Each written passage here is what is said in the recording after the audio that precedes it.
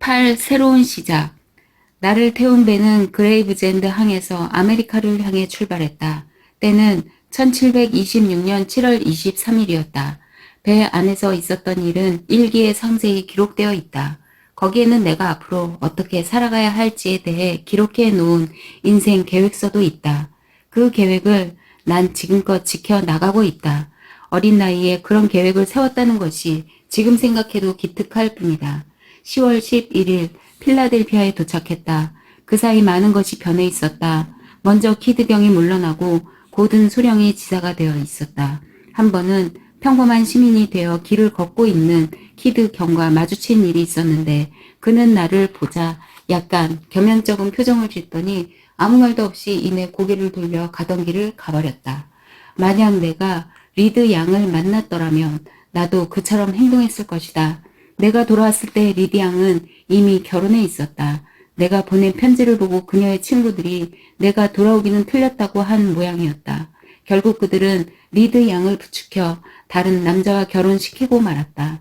리드 양의 남편이 된 사람은 로저스라는 청년이었는데 사기 그릇을 만드는 도공이었다. 하지만 그들의 결혼 생활은 불행했다. 결혼 후 얼마 지나지 않아 남편에게 다른 여자가 있다는 것을 알게 된 것이다. 결국 그녀는 동거 하기를 거부했을 뿐만 아니라 그의 성을 붙이는 것조차 거절했다. 로저스는 훌륭한 기술자였기 때문에 그녀의 친구들 사이에서는 좋은 신랑감으로 통했다고 한다. 하지만 기술만 빼면 그는 별 볼 일 없는 작자였다. 결국 많은 빚을 지고 도망치듯 서인도 제도로 갔는데 1727년인가 1728년인가에 그곳에서 죽고 말았다. 한편 키머씨는 그간 사업도 잘 됐는지 훨씬 크고 좋은 건물에서 일하고 있었다. 또 문방구와 새 활자도 많이 들여놨고 실력은 그저 그런 직공들이지만 여러 명이나 거느리고 있었다. 필라델피아에 도착하자마자 데넘 씨는 워터가의 상점을 얻었다. 가게는 런던에서 가져온 물건들로 채워졌고 우리는 곧바로 장사를 시작했다.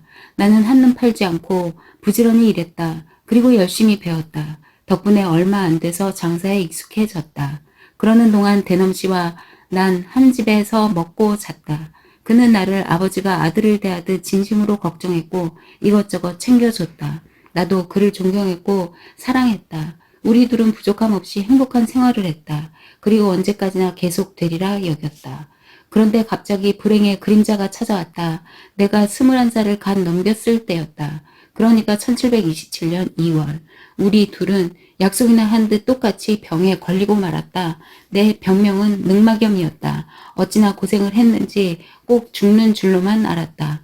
그러나 다행스럽게도 얼마 후 내 병은 점점 회복되기 시작했다. 다시는 살아날 수 없다고 어느 정도는 체념하고 있었기 때문인지 그때는 다시 지겨운 일상으로 돌아가야 한다는 생각에 회복된다는 것이 마냥 즐겁지만은 않았다.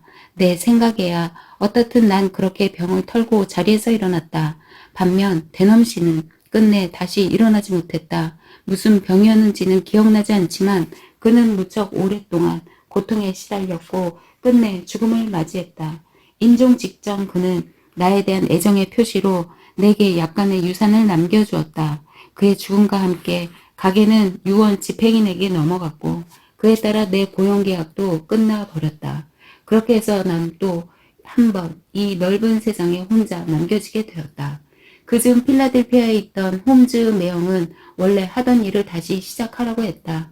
마침 키머씨에게서 함께 일하자는 연락도 왔다. 키머씨는 내가 인쇄소를 맡아주면 자신은 문방구 쪽 일에 전념하겠다고 하면서 거액의 연봉을 제시했다. 하지만 난 내키지 않았다. 런던에 있을 때 만난 키머 부인과 그녀의 친구들로부터 키머 씨의 품성이 좋지 않다는 얘기를 들었던 탓이었다. 그러나 선택의 여지가 없었다. 다른 상점에 점원 자리를 알아보았지만 여의치 않았던 것이다. 결국 난 다시 키머 씨의 인쇄소에서 일하게 되었다. 키머 씨의 인쇄소에는 전과 다르게 나 이외에도 다른 직공들이 있었다. 먼저 휴 메러디스는 웨일즈계 펜실베니아인으로 나이는 30이었다. 일찍이 농사를 배웠다는 그는 녹선호 많이 했는데 매사에 성실하고 정직했으며 착실했다. 한 가지 흠이라면 술을 지나치게 많이 마신다는 것이었다.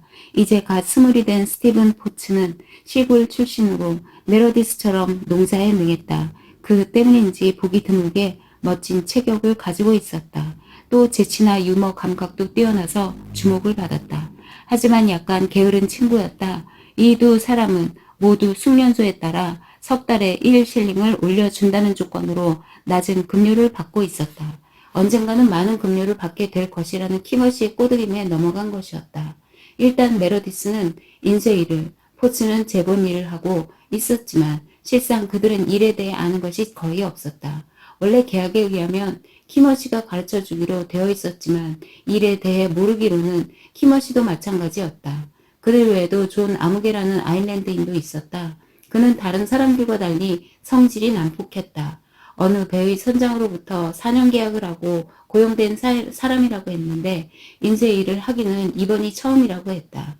4년짜리 강제 계약을 하고 고용살이를 하는 사람은 존만이 아니었다. 옥스퍼드 대학 학생이었다는 조지 웹이란 친구도 있었다. 키머시는 그를 식자공으로 키울 셈이었는데 그에 대해서는 나중에 다시 얘기할 기회가 있을 것이다. 그리고 마지막으로 시골에서 올라와 수습공으로 일하고 있는 데이비드 해리라는 소년이 있었다. 나는 그들을 보고 나자 키머시가 나를 거액 연봉을 제시하며 고용한 속내를 알아차릴 수 있었다. 그는 나를 이용해서 이 값싼 직공들을 숙련된 기술자로 만들고 싶었던 것이다. 내 교육으로 그들이 어느 정도 일에 익숙해진다면 나중에 내가 없더라도 어느 정도는 인쇄소를 꾸려나갈 수 있다는 계산이었다. 어차피 나머지 직공들은 계약서 때문이라도 숙련공이 된다 해도 그만둘 수 없었다. 키머시의 속셈을 알았지만 나는 나대로 즐겁게 그리고 열심히 일했다. 그 결과 엉망이었던 인쇄소의 질서를 잡아갔다. 그러자 직공들도 점차 자신의 일을 제대로 해나가기 시작했다. 그런데 옥스퍼드에 다니던 수재가 일개 인쇄소 수습공으로 팔려온 것은 도무지 이해가 되지 않았다. 고작 해야 18살이나 되었을까 싶은 웹은 궁금해하는 내게 자신의 이야기를 해줬다. 그는 자신을 글루체스터 출신이라고 했다. 그곳에서 중등 학교를 다녔는데 학교에서 연극을 했을 때 자기가 맡은 역을 제법 잘 소화해냈기 때문에 주목을 받은 일도 있었다. 또 위티 클럽이라고 하는 그 지역 문학 동호회에 가입하여 몇 편의 시와 산문을 썼고 그 중에 몇 편은 지방 신문인 글루체스터지에 소개되기도 했다. 옥스퍼드에 진학한 후 1년 동안은 그럭저럭 다녔다. 하지만 속으로는 그저 배우가 되겠다는 생각뿐이었다. 결국 4분기 학비인 15긴 일을 받은 즉시 빚도 갚지 않은 채 학교를 떠나버리고 말았다. 그는 교복은 벗어서 가시덤불 밑에 던져버린 후 무작정 런던을 향해 걸었다. 그러나 런던에 오자마자 나쁜 친구들을 만났고 얼마 지나지 않아 가지고 있던 돈을 모두 탕진해버렸다. 극단에 들어갈 만한 실력도 배우들을 소개받을 만한 면줄도 없었다. 그러는 사이 입고 있던 옷마저 전당포에 잡히는 신세가 되었고 급기야 빵 한 조각 살 수도 없는 빈 털터리가 되어 고픈 배를 움켜쥐고 길거리를 헤매게 되었다. 그러던 중 아메리카에서 수습공으로 일할 사람을 구한다는 전단지를 보게 된 것이다. 거기에는 당장 음식과 원조금을 제공한다고도 쓰여 있었다. 웹은 두 번 생각하지도 않고 그 자리에서 서명을 해버렸다. 하지만 그의 기대와는 달리 수습공을 모집한다는 것은 허울에 불과했다. 그래서 그는 어디로 가는지 친구나 친지들에게 알리지도 못한 채 머나먼 아메리카로 팔려오게 된 것이다. 그것으로도 알 수 있듯이 그는 성격도 좋고 밝고 재치도 있어서 어울리기에는 좋았지만 게으르고 생각이 짧고 경솔한 친구였다. 내가 그곳에서 일한 지 얼마 후 아일랜드인인 존이 도망가 버렸다. 하지만 그 밖의 사람들과는 아주 정답게 잘 지냈다. 키머시에게 배울 수 없던 기술을 내가 가르쳐줬기 때문이었다. 덕분에 난 그들의 존경을 받을 수 있었다. 키머시는 여전히 토요일을 안식일로 지키고 있었다. 때문에 우리는 토요일에 일하지 않았다. 그래서 나는 일요일까지 책만 읽었고 가끔은 똑똑한 친구들과 교분을 맺기도 했다. 어쨌든 키머시는 내게 정중하게 대해주었고 겉으로는 나를 배려해주는 척했기 때문에 그다지 불편한 건 없었다. 다만 갚을 수 없는 버넌시의 돈은 여전히 나를 무겁게 나를 짓누르고 있었다. 그나마 다행인 것은 그에게서 돈을 돌려달라는 연락이 오지 않았다는 것이었다. 인쇄소에서 일을 하다 보면 종종 활자가 부족하기도 했다. 당시 아메리카에는 활자를 주저하는 곳이 없었다. 영국에서 모두 수입해 쓰고 있었던 것이다. 런던의 제임스 인쇄소에서 일할 때 그곳에서 활자를 주물러 뜨는 것을 본 적이 있었던 나는 기억을 더듬어 활자를 만들어 보았다. 먼저 틀을 만들었고 가지고 있던 활자를 각인기로 납에 찍은 후 거기에 납을 부어 모형을 만들었다. 번거롭고 힘든 작업이었지만 그런대로 부족한 활자를 충당할 수 있었다. 그야말로 난 인쇄소에서 다재다능한 인물로 통했다. 활자를 만드는 것은 물론이고 가끔은 조각됐고 잉크도 만들었으며 심지어 창고지기까지 했다. 하지만 일을 잘하는 것과는 별개로 다른 직공들이 일에 능숙해짐에 따라 내 일도 점차 줄어들게 되었다. 그러자 키머시가 내게 이전과는 다른 말을 했다. 4분기 중 두 번째 임금을 줄 때였는데 인쇄소 운영이 어려우니 내 임금을 조금 깎아야겠다는 것이었다. 그 일이 있은 후부터 키머시는 내게 함부로 굴기 시작했다. 공손한 태도를 버리고 가끔은 주인 행세를 하며 잔소리를 해댔다. 또 말끝마다 꼬리를 잡고 늘어졌다. 아마 기회만 있으면 쫓아버리려고 마음먹은 것 같았다. 아니 한바탕 싸움이라도 하고 싶어 안달난 사람 같았다. 나는 인쇄소 형편이 안 좋아서 신경질이 나는 모양이라고 생각하고 꾹 참았다. 하지만 그것도 오래가진 못했다. 우리가 완전히 결별하게 되는 일이 생기고 말았던 것이다. 어느 날이었다. 일을 하고 있는데 재판소 쪽에서 시끄러운 소리가 들려왔다. 나는 궁금하기도 해서 창으로 머리를 내밀고 소리 나는 쪽을 쳐다보았다. 그런데 마침 길에 나와 있던 키머시가 나를 발견하고는 버럭 소리를 지르는 것이었다. 내 일이나 똑바로 하라면서 욕까지 두어 마디 퍼부었다. 그것도 이웃 사람들이 다 보는 자리에서 말이다. 나는 공개적으로 망신을 당한 꼴이 되고 말았다. 나는 그때까지 참고 있던 화가 한꺼번에 폭발하는 것을 느꼈다. 그런데 키머시는 자신의 잘못은 생각지도 않고 인쇄소로 들어와서도 내게 소리를 지르며 화를 냈다. 나는 더 이상 참지 못하고 키머시에게 되들었고 급기야 언성을 높이게 되었다. 결국 키머시는 해고하기 3개월 전에 미리 알려야 한다는 고용 조건에 따라 3개월 후에 해고한다고 통보했다. 심지어 그렇게 긴 통보 기간을 정한 것을 후회한다면서 야단이었다. 나는 나대로 화가 나서 그럴 필요 없다고 한 후 당장 그만두겠다고 선언했고 모자를 집어든 후 곧바로 인쇄소 문을 박차고 나와버렸다. 내 물건이 있었지만 아래층에 있던 메러디스가 가져다 줄 것이라고 믿었기 때문에 걱정할 필요가 없었다. 예상한 대로 그날 저녁 메러디스는 내 물건을 챙겨서 하숙집으로 찾아왔다. 우리는 앞으로 어떻게 할 것인지에 대해 의논했다. 메러디스는 나를 대단한 사람으로 여기고 있었기 때문에 내가 인쇄소를 그만둔 것을 무척이나 섭섭해했다. 심지어는 내가 고향으로 돌아갈까 생각 중이라고 하자 그는 키머시의 전후 사정을 설명하면서 극구 말렸다. 메러디스의 말에 따르면 키머시는 심각한 재정적 위기에 봉착해 있었다. 키머시는 인쇄소를 확장할 때 가진 것을 모두 저당 잡히고 돈을 빌렸는데 경영이 엉망이었다. 현금이 필요하면 미치는 장사도 마다하지 않고 맡았고 가끔은 외상을 주면서 장부에 기록하지 않아 돈을 떼이기도 했다는 것이다. 상황이 이렇게 되자 돈을 빌려주는 사람들이 불안해하게 되었고 결국 머지않아 망하게 될 것이라는 게 메러디스의 설명이었다. 그러면서 그는 키머시가 망하면 내게 기회가 생길 거라고 했다. 사업을 인수할 수도 있다는 얘기였다. 하지만 나는 그만한 돈이 없었다. 내가 가망 없는 일이라고 반대하자 메러디스는 전에 자신의 아버지와 이야기를 하던 중에 내가 동업을 한다고만 하면 그에 필요한 자금을 대줄 거라고 했다면서 나를 설득했다. 자신의 아버지가 나를 아주 잘 봤다는 것이었다. 다음 봄이 되면 나는 키머시와 맺은 계약이 끝나네. 그리고 그때가 되면 런던에서 인쇄계약 활자들을 들여올 수 있을 거야. 물론 나는 좋은 기술자는 아니네.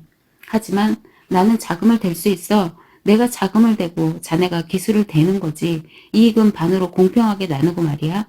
나는 그의 제안이 마음에 쏙 들었다. 마침 그 자리에는 메러디스의 아버지도 계셨다. 그분은 오랫동안 술에 찌들어 살던 아들이 나를 알게 되면서부터 술을 끊게 되자 나에 대한 큰 믿음을 가지고 계시는 듯 했다. 앞으로 나와 함께 일하게 되면 그 못된 술버릇과 그 외의 나쁜 버릇도 모두 없앨 수 있을 거라고 믿고 있었던 것이다. 어쨌든 메러디스의 아버지는 아들의 계획에 적극적으로 찬성하셨다. 나는 인쇄소를 차리기 위해 필요한 몇 가지 물품을 적어서 메러디스 아버지께 드렸다. 그리고 그분은 곧바로 상인에게 넘겨주어 물건을 주문하게 했다. 우리는 물건이 도착하기 전까지는 이 모든 일을 비밀에 붙이기로 했다. 그동안 나는 놀고 있을 수만은 없어 다른 인쇄소에서 일하기로 했다. 하지만 마땅한 곳이 없었다. 결국 하는 일 없이 며칠을 빈둥거릴 수밖에 없었다. 그러던 어느 날 키모 씨에게서 편지가 왔다. 편지는 아주 정중한 말투로 쓰여 있었는데 내용을 요약하면 다음과 같다. 화가 나서 함부로 내뱉은 말 때문에 오랫동안 잘 지내온 친구와 헤어져서는 안 되네. 그러니 다시 인쇄소로 돌아와 주었으면 좋겠네. 당시 키모 씨는 뉴저지주 정부로부터 집회 인쇄를 따내려고 했는데 그 일을 하자면 여러 가지 문양과 글자가 필요했고 그것들을 만들 수 있는 사람은 나밖에 없었다. 만에 하나 브래드퍼드 인쇄소에서 나를 데려가기라도 한다면 정부 일이 그쪽으로 넘어갈 게 뻔했기 때문에 조마심이 키모 씨는 자존심을 굽히고 내게 편지를 보냈던 것이다. 메로디스는 당장 승낙하라고 했다. 내가 인쇄소로 돌아오면 나한테 하나라도 더 배울 수 있으니 나중을 위해서라도 좋은 기회라고 했다. 난 다른 일자리도 없고 해서 키모 씨의 제안을 받아들였다. 다행히 인쇄소에 다시 출근하면서부터는 키모 씨와 원만하게 지냈다. 키모 씨는 소원대로 뉴저지주 정부의 일을 따왔다. 그리고 나는 거기에 맞춰 동판을 짰는데 그것은 아메리카에서 최초로 선보이는 것이었다. 또 그 외에도 집회에 들어간 몇 개의 문양과 표지들도 조각했다. 키모 씨와 나는 벌링턴시로 가서 일을 착착 시행시켰다. 그 일로 큰 돈을 벌 수 있었고 덕분에 키모 씨는 당분간 이나마 파산을 면할 수 있었다. 벌링턴에서 나는 그 지방의 유력자들과 친분을 맺었다. 그중 몇 사람은 주의회가 임명한 의원이었는데 그들은 인쇄소에 나와 집회가 법률이 정한 수량을 넘게 인쇄되지 않도록 감시하는 일을 했다. 대체로 그들은 순번을 정해 돌아가면서 인쇄소에 나왔다. 그리고 그때마다 말동무가 될 친구 한두 사람을 더 데리고 왔다. 책을 많이 읽었던 나는 키머시보다는 생각이 깊었다. 때문에 내 말은 그들에게 존중을 받았고 나는 금방 그들과 친해질 수 있었다. 그들은 나를 집으로 초대해서 다른 친구들을 소개해주는 등 정중하게 대해주었다. 반면 키머씨는 인쇄소 사장인데도 불구하고 상대적으로 따돌림을 받았다. 거기에는 그의 괴짜 같은 성향도 한몫했다. 그는 세상 일에 대해 아는 것이 거의 없었으면서도 상식적인 견해에는 무조건 반대하고 나섰던 것이다. 또 게을러서 하는 일마다 엉성하고 지저분했다. 반면 종교 문제에 있어서는 광적으로 집착하는 일면을 보였다. 그렇다고 근본적으로 선한 인간은 아니었다. 어쨌든 나는 석 달이나 벌링턴에 머무르면서 그 지방 유력 인사들과 친분을 맺었다. 알렌 파사, 주 장관인 사무엘 버스틸, 아이작 피어슨, 조셉 쿠퍼, 측량 감독관인 아이작 디코, 그리고 주의회 의원인 스미스 집안의 몇몇 사람들이 그들이다. 그 중에 디코 감독관은 노인이었는데 예민하고 현명한 사람이었다. 벽돌 공장에서 흙을 나르는 일부터 시작한 그는 성년이 된 후에야 글을 배웠을 만큼 어려운 생활을 했다고 했다. 그러던 중 측량사들의 보조로 일하면서 측량줄을 가지고 다니다가 측량을 어깨 너머로 배운 덕에 지금은 제법 많은 재산을 모았다고 했다. 그는 내게 이런 말도 했다. 내가 볼 때 자네는 머지않아 자네 사장을 제치고 필라델피아에서 큰 재산을 모으게 될 걸세. 그때만 해도 메르디스 부자를 제외하고는 필라델피아의 그 누구도 내가 독립을 할 거라고 생각한 사람은 없었다는 것을 상기하면 디코 감독관의 성변 진영은 놀라운 것이었다.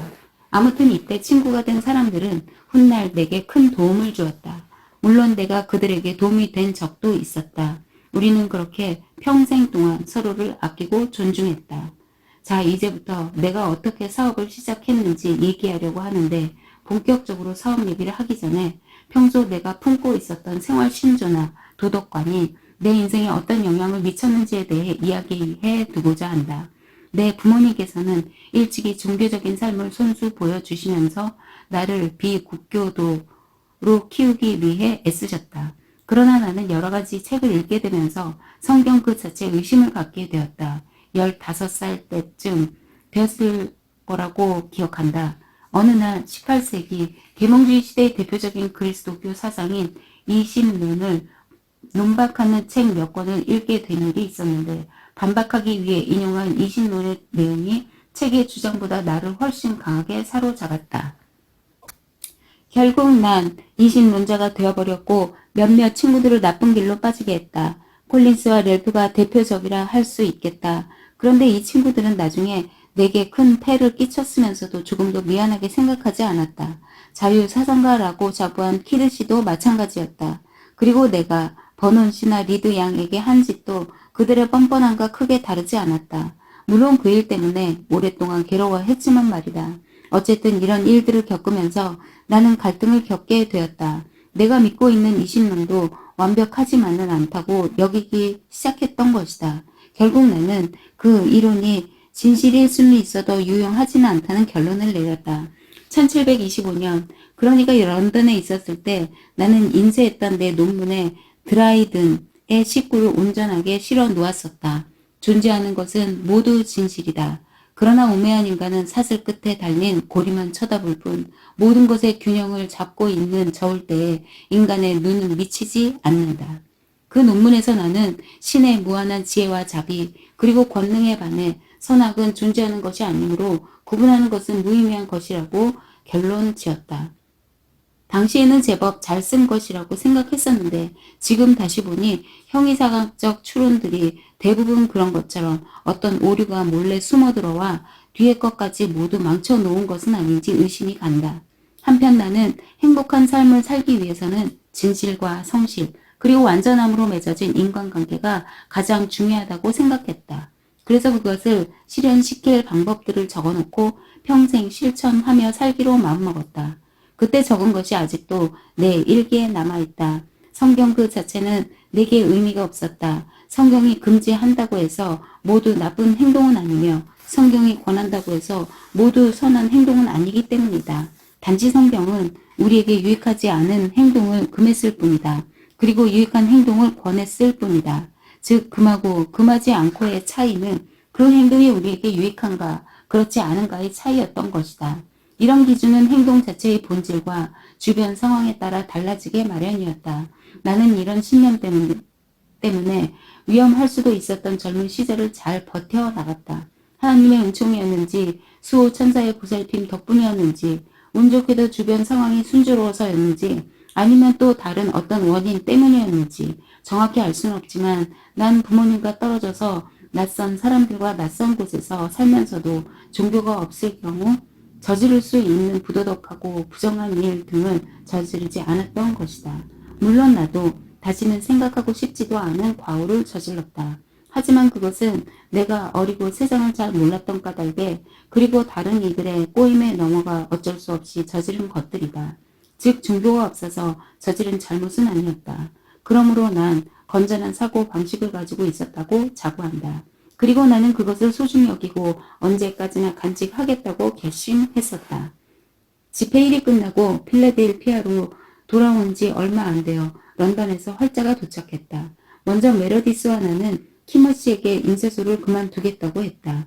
그래서 키머씨가 우리가 개업하려고 한다는 것을 소문으로 듣기 전에 정상적인 절차를 밟아 인쇄소를 나왔다. 그 다음으로 한 일은 새 들어 살 집을 마련한 것이었다. 우리는 시장 근처에서 1년에 24파운드 하는 집을 빌렸다. 집세가 70파운드까지 오를 때까지 그곳에서 살았던 것으로 기억한다. 하지만 그때는 24파운드도 우리에게는 적지 않은 부담이었다. 때문에 유리장애인 토머스 고드프리 가족을 들였다. 결국 그들은 대부분의 집세를 책임졌고 더불어 우리들의 식사도 챙겨주었다. 우리는 드디어 런던에서 온 활자들의 포장을 풀었다. 그리고 인쇄기를 설치하려는데 조지 하우스라는 친구가 인쇄소를 찾고 있던 어떤 사람을 한 명 데리고 왔다. 자질구레한 물품들을 사느라 이미 주머니가 비어 있었던 우리에게는 담비와 같은 첫 손님이었다. 그 일을 하고 받은 돈은 겨우 5실링이었지만 그 후에 번 그 어떤 돈보다도 귀하고 큰 돈이었다. 하우스가 고마웠던 것은 두말할 것도 없었다. 훗날 나는 사업을 시작하려고 하는 젊은이들을 기꺼이 도와줬는데 그게 다 이때의 경험 때문이었다. 성공의 조짐. 어느 곳이나 비관론자들은 있게 마련이다. 그런 사람들은 늘 불행한 일이 일어날 것이라고 떠들고 다닌다. 필라델피아에도 그런 이가 한 명 있었다. 그는 사무엘 미클이라고 하는 노인이었다. 그는 겉으로만 보면 인자한 모습의 말투도 정중한 신사였다. 그런 그가 나를 찾아왔다. 그날은 개업을 한 지 얼마 되지 않았을 때였다. 인쇄소로 찾아온 그는 내게 최근에 인쇄소를 개업한 젊은이가 맞느냐고 물었다. 내가 그렇다고 대답하자 그는 다짜고짜 혀를 끌끌 차며 이렇게 말해서 안 된대만 인쇄업은 돈이 많이 들어간다네. 결국 돈을 벌기는커녕 투자한 돈도 모두 잃어버리고 말 걸세. 게다가 필라델피아는 쇠퇴하고 있는 도시야. 이곳에 있는 사업체들 중 이미 반은 파산했거나 파산 직전에 있거든. 새 건물도 들어서고 덩달아 집세도 올라가서 얼핏 보면 발전하고 있는 것처럼 보이지만 말이야. 하지만 종국에는 그것들이 우리를 파멸시키고 말 거라네. 라고 하는 것이었다. 그러고는 현재 일어나고 있거나 혹은 머지않아 일어날 여러 가지 불행한 일들에 대해 설명하기 시작했다. 그의 말은 너무나 진지했고 또 사실적이었기 때문에 난 거의 우울증에 걸릴 뻔했다. 만약 개업하기 전에 그를 만났더라면 결코 사업을 시작하지 않았을 것이다. 어쨌든 이 남자는 그 후로도 계속 필라델피아의 불행한 미래에 대해 떠들고 다녔다. 그리고 도시가 곧 망할 것이라고 하면서 집도 사지 않았다. 그러다 정작 집을 살 때에는 그렇게 불길한 소리를 떠들고 다닐 때보다 무려 5배나 비싸게 집값을 지불했다. 고소하게도 말이다. 잠깐 빼먹은 게 있어서 그 얘기부터 해야겠다. 개업 1년 전인 1727년 가을에 나는 아는 이들 중에서 재능 있는 사람들을 모아 서로의 발전을 도모한다는 목적 아래 클럽을 만들었다. 그리고 클럽 이름을 전토라고 하고 회칙도 정했다. 물론 그 회칙은 내가 기초했다. 회칙에 의해 우리는 매주 금요일 저녁에 모였는데 그때마다 윤리나 정치 또는 자연과학 중 한두 논제를 찾아서 토론을 벌였다. 또 석 달에 한 번은 에세이를 발표했는데 이때 주제는 어떤 것이어도 상관없었다. 그 밖의 토론은 회장의 주제로 이루어진다는 것, 그리고 논쟁을 벌이거나 상대편을 이기기 위해 진실을 왜곡하는 따위의 오류를 범해서는 안 된다는 것을 철칙으로 삼았다. 또 토론을 벌이다가 서로 얼굴을 붉히게 되는 일이 없도록 독단적으로 의견을 주장하는 것이나 직접적인 반박은 엄격하게 금했다. 만약 이를 어겼을 때에는 약간의 벌금을 내기도 했다. 초창기 회원은 다음과 같다. 먼저 공증인 밑에서 필경사로 일했던 조셉 브리트널이었다. 그는 성격이 좋고 다정다감한 중년 남자였다. 시를 무척 좋아했고 책도 닥치는 대로 읽었으며 글도 잘 써서 그런대로 괜찮은 작품을 내기도 했다. 말도 재치있게 아주 잘했다. 또 자잘한 액세서리를 만드는 재주도 가지고 있었다. 한편 토머스 고드리프는 독학으로 수학자가 된 사람이었다. 그 방면에 있어서는 대가로 통했다. 옛날, 훗날, 헤들리의 4분의라고 하는 것을 발명한 사람도 바로 그다. 그러나 그는 수학 이외의 분야에 대해서는 아는 것이 거의 없었다. 사람들을 좋아하는 편도 아니었다. 또 내가 아는 다른 수학자들처럼 그도 보편적이고 정확한 것만 얘기해야 한다고 생각했다.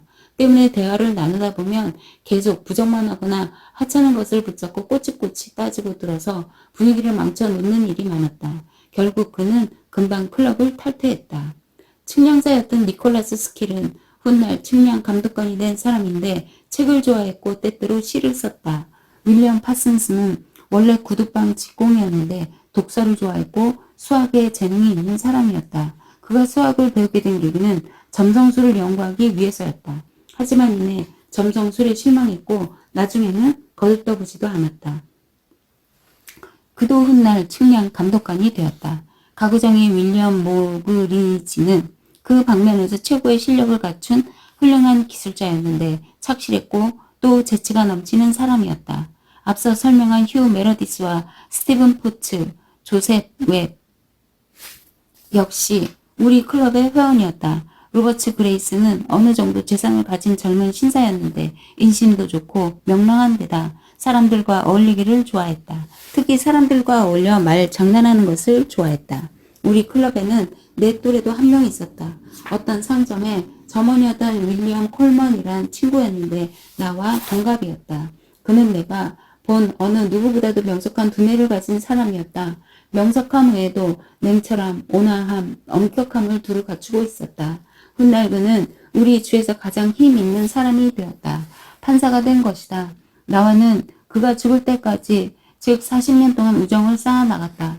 더불어 우리 클럽도 그만큼 오랫동안 지속되었다. 그 긴 세월 동안 우리 클럽은 철학, 도덕, 정치에 관한 한 그 지역 최고의 토론장이었고 수련장이었다. 그도 그럴 것이 모임 일주일 전에 논지를 발표했고 그럼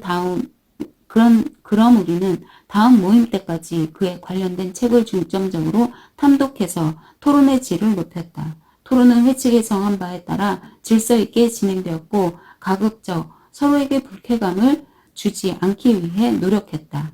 그러자 차차 대화하는 태도가 성숙해졌다. 우리 클럽이 장사할 수 있었던 것은 바로 이런 이유들 때문이었다. 클럽에 대해 얘기는 앞으로도 종종 하게 될 것이다. 아무튼 클럽은 내게 많은 도움을 주었다. 지식의 창고로서의 역할뿐 아니라 생활이나 사업적인 부분에 있어서 큰 도움을 받았던 것이다. 그것은 회원들 저마다 내게 일거리를 주기 위해 팔을 걷어 붙였기 때문에 가능했다. 물론 내가 부탁했던 것은 아니었다. 특히 브린트널은 퀘이커 교도들의 역사서를 만드는 일의 일부를 내가 인쇄할 수 있도록 알선해 주었다. 내가 맡은 분량은 40페이지였는데 나머지는 키머시의 인쇄소가 했다. 역사서는 2절 지판이었고 본문의 활자 크기는 파이카였으며 주석은 소프리머였다. 그런데 이 일은 가격이 너무 쌌다. 때문에 우리 인쇄소로서는 힘들 수밖에 없었다. 그러나 마다할 형편이 아니었다. 내가 매일매일 하루에 한 장씩 주판을 하면 메러디스가 그것을 인쇄했다. 인쇄가 끝나면 다음날 작업을 위해 조판한 것을 해체했다. 우리는 열심히 일했다. 게다가 다른 친구들이 구해다주는 자질구레한 일들까지 하다 보니 일이 끝나면 보통 밤 11시가 훌쩍 넘었다. 하지만 나는 하루에 한 장을 꼭 조판하기로 마음먹었기 때문에 일을 미루거나 쉬거나 하지 않았다. 한 번은 이런 일도 있었다. 그날도 나는 밤늦게까지 내일 인쇄할 페이지에 조판을 하고 있었다. 조판을 다 마쳤다고 생각한 순간 갑자기 쌓아놓은 판 하나가 부러지는 것이었다. 때문에 판이 2개나 엎어지면서 애써 맞춰놓은 활자들이 엉망이 되었다. 그날 나는 엉망이 된 판 2개를 모두 짜 맞춘 다음에야 잠이 들었다. 이렇듯 열심히 일하는 우리의 모습은 이웃들의 눈에 띄게 되었고 덕분에 차차 평판도 좋아졌다. 사실 처음 인쇄소를 열었을 때 우리를 보는 사람들의 시선은 곱지 않았다. 나중에 들은 얘기로는 매일 저녁 상인들이 모이는 클럽에서는 새 인쇄소가 생긴다는 소식이 퍼지자마자 우리의 목소리가 터져 나왔다고 했다. 이미 이 지역에는 키머 인쇄소와 브래드퍼드 인쇄소 이렇게 2개나 되는 인쇄소가 있으니 더 이상 인쇄소는 필요치 않다는 게 그들의 생각이었던 것이다. 그들은 입을 모아 조만간 우리들이 실패할 거라고 했다. 그런데 모두가 그런 것은 아니었다. 기억하는지 모르겠구나.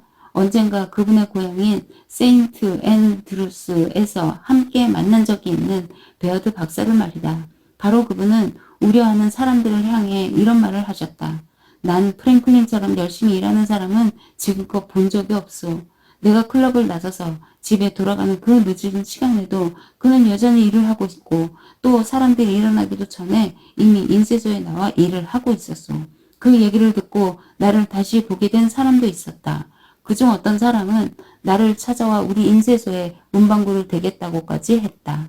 그러나 우리는 소매어까지 신경 쓸 여력이 없었기 때문에 정중히 거절했다. 물론 내가 부지런히 일했다는 것을 내 입으로 떠드는 것을 자기 자랑으로 여길지도 모르겠다. 그러나 내 글을 읽는 내 후손들이 근면이 얼마나 큰 미덕이고 유익한 것인지를 깨닫고 몸소 근면을 실천했으면 하는 마음에서 그러는 것이니 이해해 주기 바란다.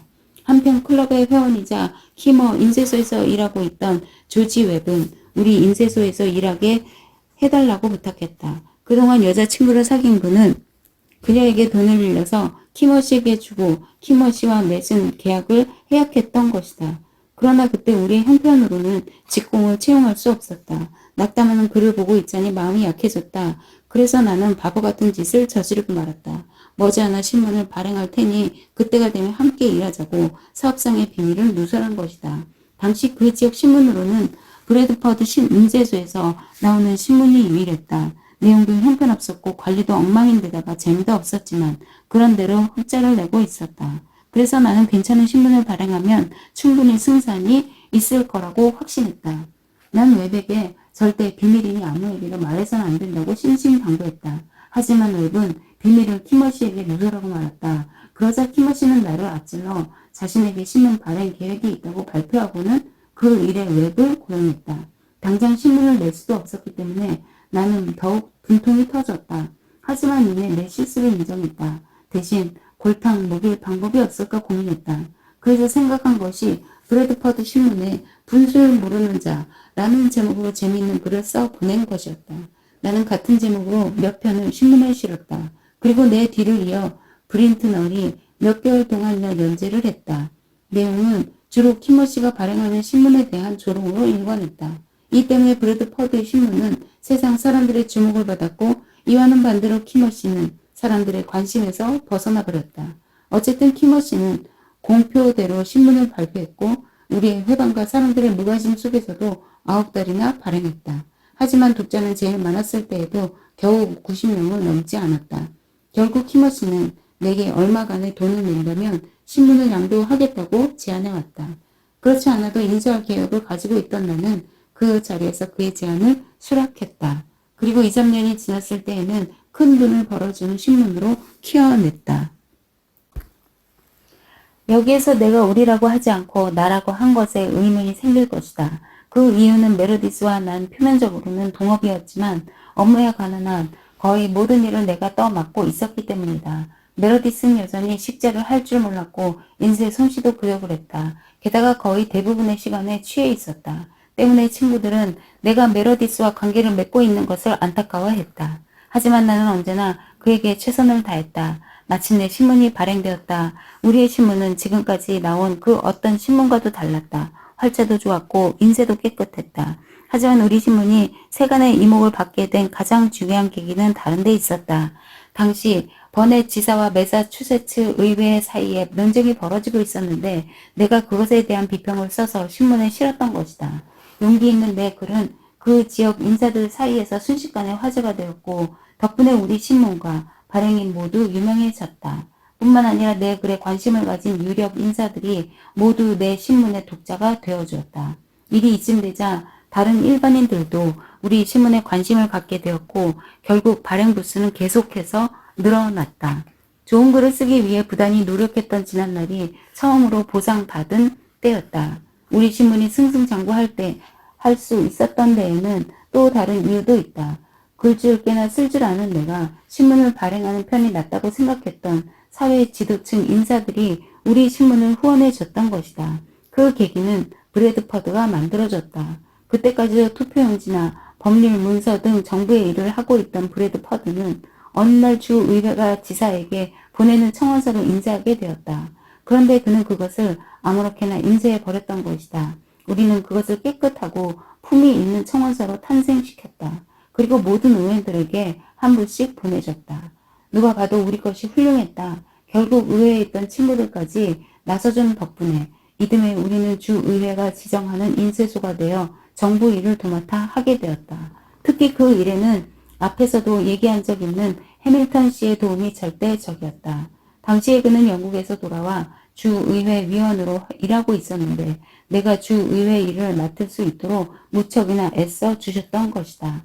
이때쯤 버논 씨로부터 연락이 왔다. 내게 빚이 있다는 것을 넌지시 알려주는 편지였다.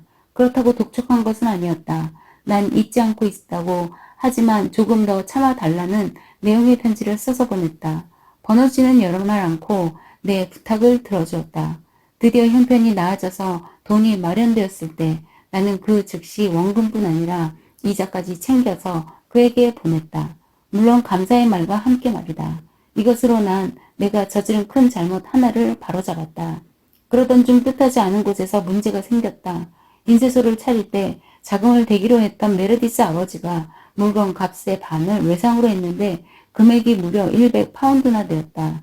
그러나 그 돈은 금방 갚을 수 없었고 결국 기다리다 지친 상인들이 우리 모두를 고소하고만 것이었다. 일단 보석금을 내고 유치장 신세는 면했지만 기한 내에 돈을 갚지 못하면 모든 게 끝이었다. 소송이 진행될 것이고 판결은 우리에게 불리하게 내려질 게 뻔했다.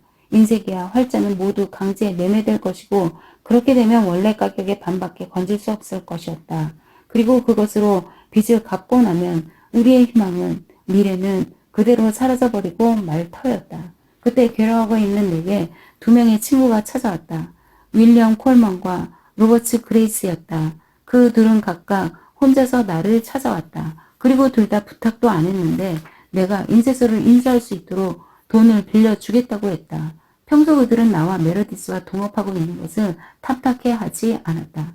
술에 취한 메르디스가 흐느적거리며 거리를 돌아다니는 것과 술집에서 도박하는 것까지 봤다는 게 그 이유였다. 그리고 그의 그런 모습 때문에 우리 인쇄소의 신용이 많이 떨어졌다고 했다.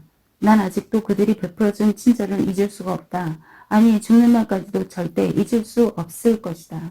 하지만 난 그들에게 내가 먼저 결별을 통과할 수는 없다고 말했다. 메르디스 부자가 계약을 지키려고 하는 한 그럴 수 없는 일이었다. 어려운 때 손을 잡아준 그들을 버릴 수는 없었다.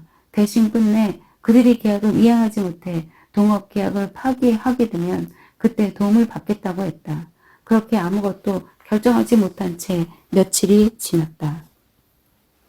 그러다 결심을 하고 메르디스에게 조심스럽게 입을 열었다. 혹시 아버님께서 나와 동업하는 걸 싫어하시는 건 아닐까요? 동업이 아니라 당신 아들이 혼자서 하는 일 같았으면 자금을 충분히 대주시지 않았을까요? 제발 숨기지 말고 말해주세요. 만일 그렇다면 이 인쇄소를 모두 당신에게 넘기고 나는 다른 일을 찾겠습니다. 그러자 메르디스는 가당치 않다며 펄쩍 뛰었다. 그런 게 아니네. 정말이지 아버지는 이번 일로 크게 낙담하고 계시다네. 우리를 도와줄 힘이 없으셔서 말이야. 사실 난 그분을 더 괴롭혀 드리고 싶지 않네. 게다가 나와는 인생이 맞지 않는 것도 같고. 애초에 농사나 짓던 놈이 서른이 되어서 기술을 배워보겠다고 도시로 온 것이 어리석은 짓이었던 것 같아. 들리는 얘기로는 나 같은 웨일즈 사람들이 땅값이 싼 노스캐롤라이나나 지방에 많이 정착하고 있다고 하더군. 웬만하면 나도 그곳에서 내 원래 일로 돌아가고 싶네. 이봐 프랭클린, 자네에게는 친구들이 많지 않나? 분명 도움을 줄 만한 친구들도 있을 거야. 그래서 말인데 만일 자네가 인쇄소 부채를 떠맡고 아버지가 융통해준 100파운드와 그동안 내가 지은 자질구레한 빚을 해결해준다면 내 몫을 포기하고 자네에게 인쇄소 전부를 넘겨주겠네. 아, 그 외 30파운드와 새 말 안장도 줬으면 좋겠네. 나는 이 제안에 동의했다. 그리고 곧 서류를 작성해서 서명 날인까지 했다. 나는 그가 요구한 것을 다 들어줬고 그는 얼마 안 있다가 노스캐롤라이나로 떠났다. 그리고 이듬해 그에게서 아주 긴 편지를 2통이나 받았다. 그곳 땅의 기후와 토양 그리고 농업에 관한 내용이었는데 어려운 내용을 아주 쉽게 잘 풀어 쓰고 있었다. 그 분야만큼은 메르디스만한 전문가가 없었기 때문에 내용은 신뢰할 수 있었다. 그래서 난 편지를 신문에 실었고 예상보다 큰 인기를 끌었다. 메르디스가 떠나자 난 곧바로 두 친구를 찾아갔다. 그리고 한 사람이라도 기분이 안 상하도록 필요한 돈을 반씩 빌렸다. 난 그 돈으로 제일 먼저 인쇄소의 부채를 갚았다. 그리고 동업이 끝났음을 광고한 후 혼자서 일을 꾸려 나갔다. 때는 1729년 전이었다. 당시 우리가 속한 펜실베니아 주에는 1만 5천 파운드의 지폐가 훼손되고 있었다.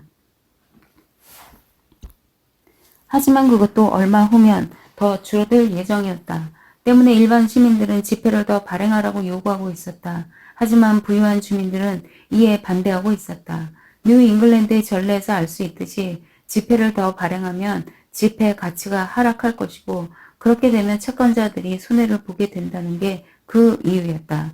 전투에서도 그 문제를 가지고 토론했는데 나는 지폐를 더 찍어야 한다고 주장했다. 화폐가 많이 유통되면 상거래가 활발해지고 기업의 수도 증가하기 때문에 인구도 증가할 것이라고 생각했던 것이다.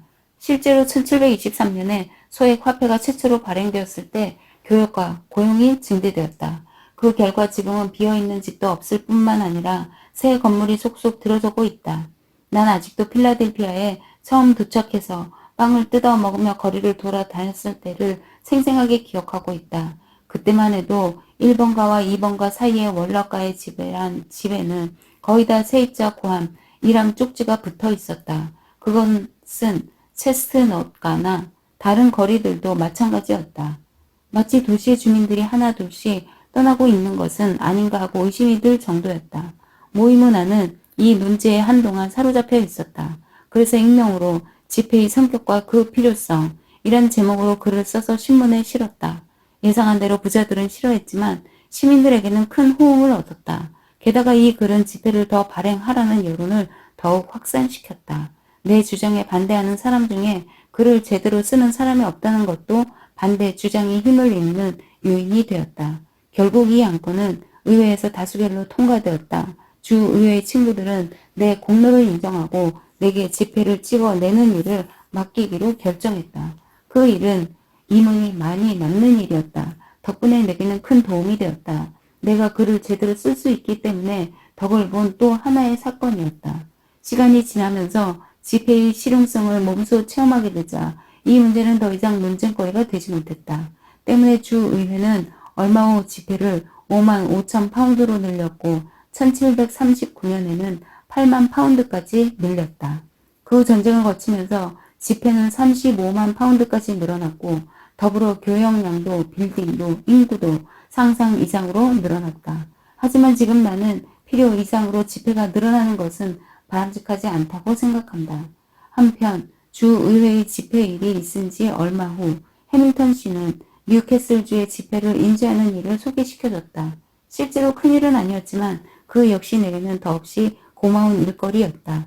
가진 것이 없는 자에게는 아주 작은 일도 대단하게 보이는 법이니 말이다. 아무튼 이런 일들이 내게 큰 용기를 주었다. 해밀턴 씨는 계속해서 뉴캐슬주 정부의 법률 문서나 투표 용지 등의 인쇄율도 얻어주었다. 그 일들은 내가 인쇄소를 하는 동안 내내 내게 맡겨졌다. 일거리가 많아지고 신뢰가 쌓이자 자금도 넉넉해졌다. 그래서 나는 새로 조그만 문방구점을 열고 모든 종류의 서식 용지를 갖춰놓았다. 종류의 다양함으로는 그 지역에서 최고였다고 자부한다. 물론 거기에는 브린트널의 도움이 컸다. 서식 용지 외에도 종이, 양피지, 행상용 책들도 구비했다. 내 밑에 직공이 생긴 건 그때부터였다. 런던에서 알고 지내던 화이트 메시라는 식자공이 나를 찾아왔던 것이다. 그는 솜씨가 좋았고 부지런했기 때문에 그 자리에서 채용했다. 그 사람 외에도 수수공이 한 명 더 있었는데 그는 유능한 인쇄공이었던 아킬라 로즈의 아들이었다. 나는 차차 빚을 갚아 나가기 시작했다. 그리고 상인으로서 꼭 필요한 신용과 좋은 평판을 잃지 않기 위해 노력했다. 내가 한 노력이라는 건 열심히 일하고 부지런하며 검소하게 생활하는 게 전부였다. 물론 그렇게 보이기 위해 옷차림에도 신경을 썼다. 항상 수수하게 입었던 것이다. 또한 한가하게 즐기는 곳에는 가지 않았고 남들 다 하는 납치나 사냥도 하지 않았다. 책에 정신이 팔려서 일을 미뤄두는 일은 있었지만 그것도 아주 가끔 있는 일인데다 다른 사람의 눈에 띄지 않도록 조심했기 때문에 내 평판은 실추되지 않았다. 그 외에도 나는 인쇄에 관한 일은 뭐든지 한다는 것을 남들에게 알리기 위해 여러 상점에서 산 종이를 손수레에 가득 싣고는 직접 수레를 끌고 다니기도 했다. 이런 일련의 노력 덕분에 사람들은 나를 두고 부지런하고 성실하니 언젠가는 꼭 성공할 것이라고 칭찬하게 되었다. 또 나는 물건값을 제때 주는 것을 철칙으로 했다. 때문에 문방구를 영국에서 수입하는 상인들을 저마다 내게 물건을 대주겠다고 제의를 해왔다. 어떤 상인은 책을 대주겠다고도 했다. 모든 게 순조로웠다. 반면 키머시는 쇠퇴의 일로를 걷고 있었다. 신용은 나날이 떨어졌고 일거리는 점점 줄어들었다. 대신 빚은 산더미처럼 불어났다. 급기야 빚 때문에 인쇄소를 팔고 바바도스 섬으로 떠나버렸다. 그는 그곳에서 처음 몇 년 동안 아주 어렵게 살았다고 한다. 키머시의 인쇄소를 인수한 사람은 데이비드 해리였다.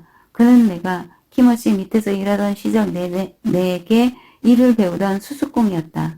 난 그가 나의 강력한 경쟁자가 될 것이라고 생각했다. 왜냐하면 그에게는 능력 있는 친구들이 많았기 때문이었다. 그래서 난 경쟁자를 만들기보다는 동업자를 만드는 게 낫다고 생각했고 그에게 동업을 하지 않겠느냐고 제안해 보았다. 하지만 그는 코웃음을 치며 거절했다. 하지만 그의 거절이 오히려 행운이었다는 것을 알기까지는 그리 오래 걸리지 않았다.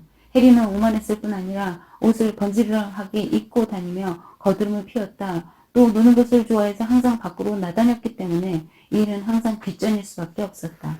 결국 주문이 끊기는지의 경우까지 이르게 되었다. 그에게 남은 것은 산더미 같은 빚이 전부였다. 결국 그는 키머씨가 있던 바바도스 섬으로 인쇄소로 옮겨갔다. 그리고 키머씨를 직공으로 고용했다. 옛 수수공이 옛 주인을 직공으로 삼은 것이다. 그러니 그들의 관계가 좋을 리 없었다. 그들 사이에는 항상 싸움이 끊이지 않았다. 또 해리는 그곳에서도 빚에 시달려야만 했다. 견디다 못한 해리는 결국 나중에는 활자를 모두 팔아버리고 펜실베니아로 돌아와서 농사에 전념했다. 한편 키머씨는 해리의 활자를 산 사람에게 다시 고용되었는데 그로부터 몇 해 후 죽고 말았다. 이렇게 해서 필라델피아의 인쇄소라고는 나와 브래드퍼드의 것만 살아남게 되었다. 하지만 브래드퍼드는 자금이 넉넉했기 때문이었는지 언제나 태평스러웠다. 가끔씩이지만 인쇄를 하기는 했는데 엉성하게 이를 데 없었다. 한마디로 사업에 그리 신경을 쓰는 것 같지 않았다. 하지만 그는 우편국을 하고 있었다. 그래서 사람들은 그가 나보다 새로운 소식을 접할 기회가 많을 거라고 생각했다. 하지만 더 큰 문제는 그의 신문에 광고를 내는 게 더 효과적이라고 생각한다는 것이었다. 때문에 그의 신문에는 항상 내 신문보다 훨씬 많은 광고가 실렸다. 이것은 나로서는 정말이지 분명한 조건이었다. 실제로 나도 우편국을 통해 신문을 받기도 하고 발송했지만 사람들은 그렇게 생각하지 않는 것 같았다. 하는 수 없이 난 우편 배달원에게 뇌물을 주고 내 신문을 배달하게 하는 방법을 택했다. 하지만 이 방법도 브래드퍼드의 방해로 오래가지 못했다. 그 일로 마음이 상한 나는 내가 우편국을 하게 되더라도 그따위 짓은 절대 하지 않겠다고 결심했고 실제로도 그랬다. 그만큼 브래드퍼드의 행동은 비열한 것이었다. 메러디스가 떠난 이후에도 나는 고드프리와 한 집에 살았었다. 그는 아내와 자식들과 함께 내 집 한켠에서 살면서 가게 한쪽에서 유리장이 일을 했다. 하지만 일보다는 대부분의 시간을 수학 문제에 매달렸다. 그러던 중 그의 부인이 내게 여자를 소개시켜줬다. 여자는 부인의 친척 딸이라고 했는데 나는 그녀가 단번에 마음에 들었다. 여자의 부모도 내 평판을 들어서인지 집에까지 초대해 주었고 우리 둘만 시간을 보낼 수 있도록 자리를 비켜주기도 했다. 그럴 때면 우리는 얘기를 나누느라고 밤이 깊어지는 줄도 몰랐다.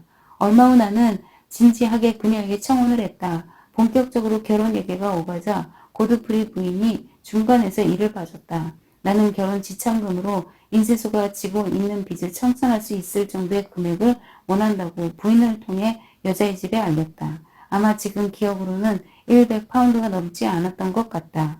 그런데 부인은 그만한 여유가 없다는 답을 가져왔다. 그래서 난 집을 저당 잡히면 충분할 거라고 알렸다. 그런데 며칠 후 생각지도 않은 대답을 듣게 되었다. 갑자기 이 결혼에 찬성할 수 없다는 답을 보내온 것이었다. 그들은 브래드퍼드에게 들었다면서 인쇄업은 돈이 되지 않는 사업인데다가 키머와 해리가 차례로 망한 것처럼 나도 머지않아 망하게 될 것이기 때문에 딸을 줄 수 없다고 했다. 그 후로 나는 그 집에 드나드는 것은 물론이고 그녀를 만나는 것도 모두 금지당하고 말았다. 난 그들이 정말로 마음이 변해서 그런 것인지 아니면 지참금을 주지 않기 위해 계략을 꾸미는 것인지 도통 알 수 없었다. 하지만 후자일 거라고 짐작했다. 헤어지기 전에는 우리의 애정이 깊은 것 같으니까 그렇게 반대하면 몰래 결혼하게 될지도 모른다. 그러면 지참금을 안 줘도 된다. 대충 이런 식이 아닐까 싶었다.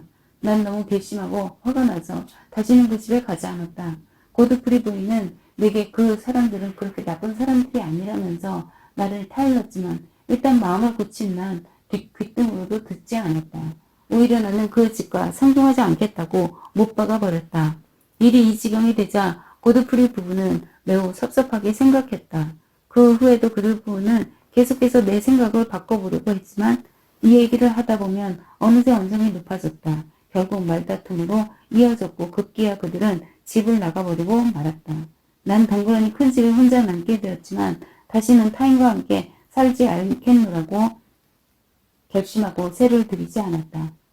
그 일은 결혼에 대해 곰곰이 생각하게 하는 계기가 되었다. 난 먼저 주위를 돌아다보았고 다른 사람들한테 부탁도 해보았다. 하지만 모두들 인쇄업을 신통치 않은 사업이라고 생각했고 때문에 지금 내 형편으로는 신부에게 지참금을 요구할 수 없다는 것만 깨달았다. 간혹 지참금이 달린 여자도 있었지만 그 여자들은 하나같이 내 마음에 들지 않았다. 그때 나는 혈기 넘치는 청년이었다. 육체적 욕구를 어떻게든 해결해야만 했다.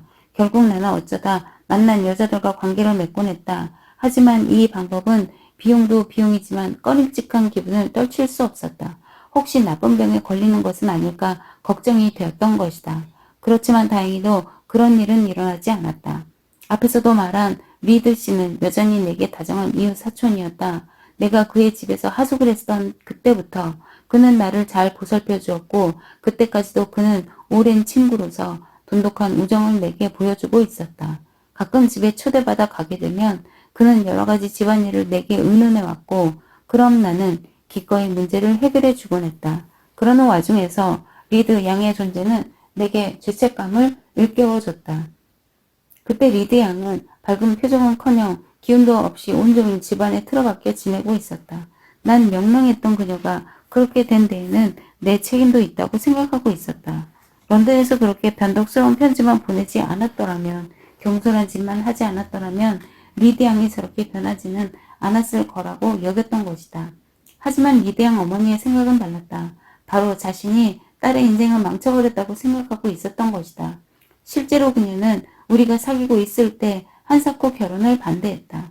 내가 런던에 간 사이 그녀가 결혼하도록 부추겼던 것도 그녀였다. 하지만 원인이 누구에게 있는가는 중요하지 않았다. 중요한 것은 내 마음속에서 리드 양에 대한 감정이 서서히 되살아났다는 것이었다. 그것은 리드 양도 마찬가지였다.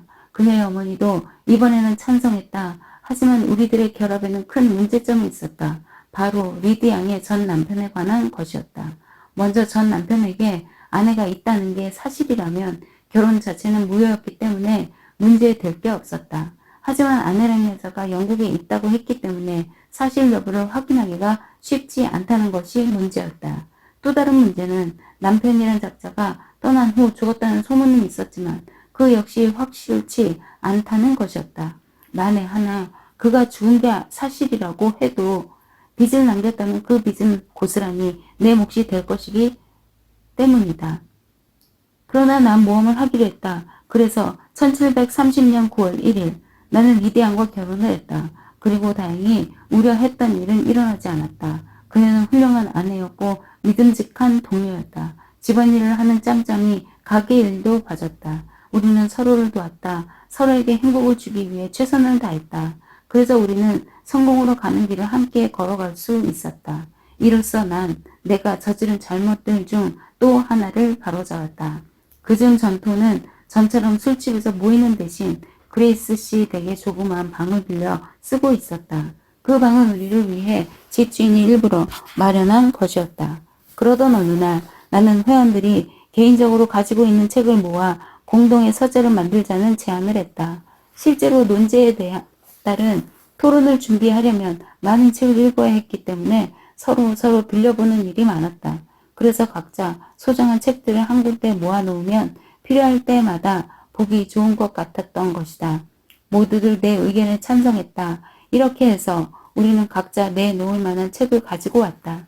내놓은 책은 생각보다 많지 않았지만 공동의 서재는 내 생각대로 아주 요긴하게 사용되었다. 하지만 이 방법에는 큰 문제가 있었다. 관리가 안 된다는 것이었다. 그로 인해 불편한 일이 자주 발생했고 1년쯤 지났을 때 우리는 각자의 책을 도로 집으로 가져가고 말았다. 공동 서재를 만든다는 계획은 숲으로 돌아갔지만 그 일은 내가 공공사업에 관련된 일을 하게 되는 계기가 되었다는데 의의가 있다. 바로 회원제로 대출을 해주는 도서관을 만드는 일에 손을 댄 것이다. 애초에 계획안은 내가 만들었고 유명한 공증인이었던 브룩덴이 형식에 맞게 다듬어 주었다. 전토의 회원들도 적극적으로 나서서 50명의 회원을 확보하는 데 큰 도움을 주었다. 도서관 회원은 가입비 명목으로 최초에 40실링을 내고 다음 해부터는 50년간 매년 10실링을 내는 것을 원칙으로 했다. 50년이라고 정한 것은 그 정도는 오래 갈 것이라고 생각했기 때문이었다. 그리고 얼마 후 이 단체는 법인이 되었고 회원은 100명으로 늘어났다. 오늘날 미국에서 흔히 볼 수 있는 회원제 도서관은 우리 도서관을 모태로 한 것이다. 다시 본 얘기로 돌아와서 우리 도서관의 규모는 나날이 커졌다. 그리고 우리 도서관 말고도 도서관이 생기기 시작했다. 결과적으로 도서관은 미국인들의 대화의 질을 높여주었고 평범한 상인이나 농부들이 다른 나라의 지식인들 못지않은 교양을 쌓게 해 주었다. 식민지 주민들이 자신들의 권리를 부르짖으며 벌게 할 수 있었던 건 역시 도서관 때문이었다. 여기까지는 처음에 밝힌 의도, 즉 내 후손들에게 도움이 되었으면 한다는 목적대로 썼다. 때문에 다른 사람들에게는 중요하지 않은 자질구레 한 가족의 일화를 몇 가지 기록했다. 하지만 이 부분은 다음에서 소개할 편지들의 요청을 받아들여 일반 독자를 위해 쓴 것이다. 중간에 중단했던 것은 독립전쟁이 발발했기 때문이다. 다음은 퀘이커 교도이자 상인이었던 에이블 제임스 씨가 보내온 편지다. 난 이 편지를 파리에 있을 때 받았는데 편지에는 독립전쟁 발발 후 내가 파리로 올 때 친구 조셉 기아로웨이에게 맡겨두었던 자서전 원고 중 일부와 비망록이 동봉되어 있었다. 독립전쟁이 일어난 다음 해인 1776년 프랭클린은 프랑스의 원조를 얻기 위해 파리로 가면서 자서전의 원고, 노트, 서류, 서한 등 일체를 친구인 갸로웨이에게 맡기고 갔다. 그런데 그 후 갸로웨이가 국왕당의 입장에 서게 되어 필라델피아로 떠나게 되자 뒤에 남은 그의 아내가 재산의 관리를 하고 있었는데 얼마 후에 갸로웨이 부인이 세상을 떠났다. 유언에 따라 에이블 제임스는 또 다른 친구와 함께 프랭클린의 자서전과 그 밖의 일을 맡아서는 전쟁의 재화로부터 지켰다. 존경하는 친구에게 당신에게 편지를 써야 한다고 생각은 하면서도 막상 편지를 보내기가 쉽지 않았습니다. 혹시라도 이 편지가 영국인 손에 들어가면 어쩌나 하는 우려 때문이었습니다. 만에 하나 편지를 손에 넣은 자가 다른 인쇄업자이거나 해서 얘기 좋아하는 사람들에게 내용의 일부를 흘리기라도 하면 당신에게 누가 될 테니 말입니다. 또 그렇게 되면 의도와는 상관없이 당신에게 책망을 받게 되겠지요. 이렇게 당신에게 편지를 쓰게 된 건 기쁘게도 얼마 전에 당신이 직접 쓰신 23장의 원고를 손에 넣었기 때문입니다. 거기에는 아들을 위해 쓴 당신 가문과 당신의 인생 이야기가 들어 있었습니다. 이야기는 1730년에서 끝나 있더군요. 제가 손에 넣은 것 중에는 당신의 비망록도 있었는데 이번에 복사본을 동봉해 드립니다.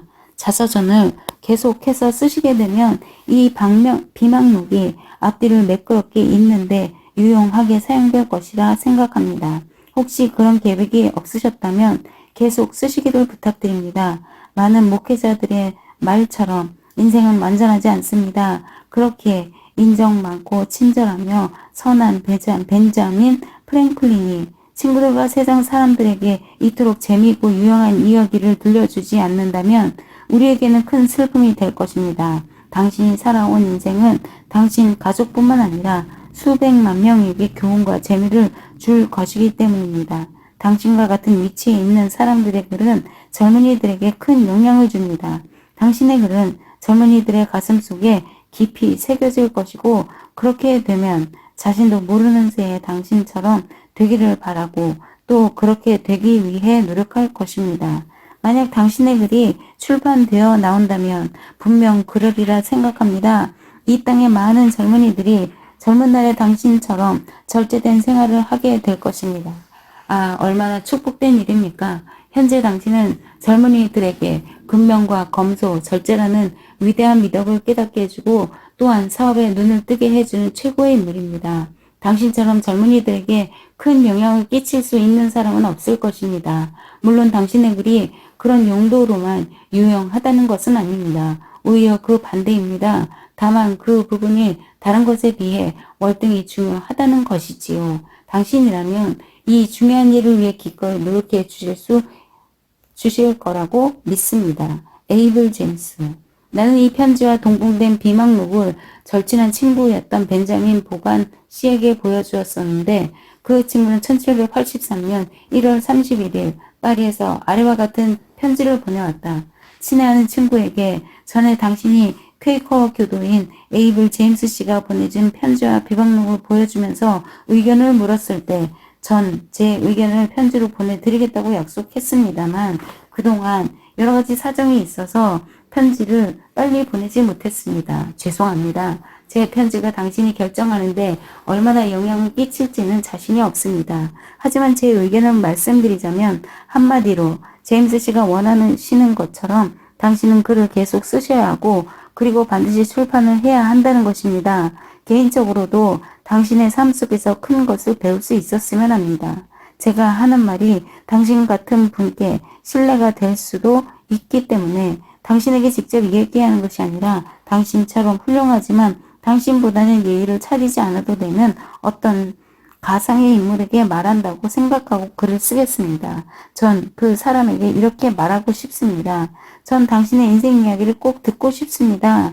당신의 삶은 너무도 귀감되기 때문입니다. 만약 당신이 직접 쓰지 않더라도 누군가는 언젠가 반드시 쓰려고 할 것입니다.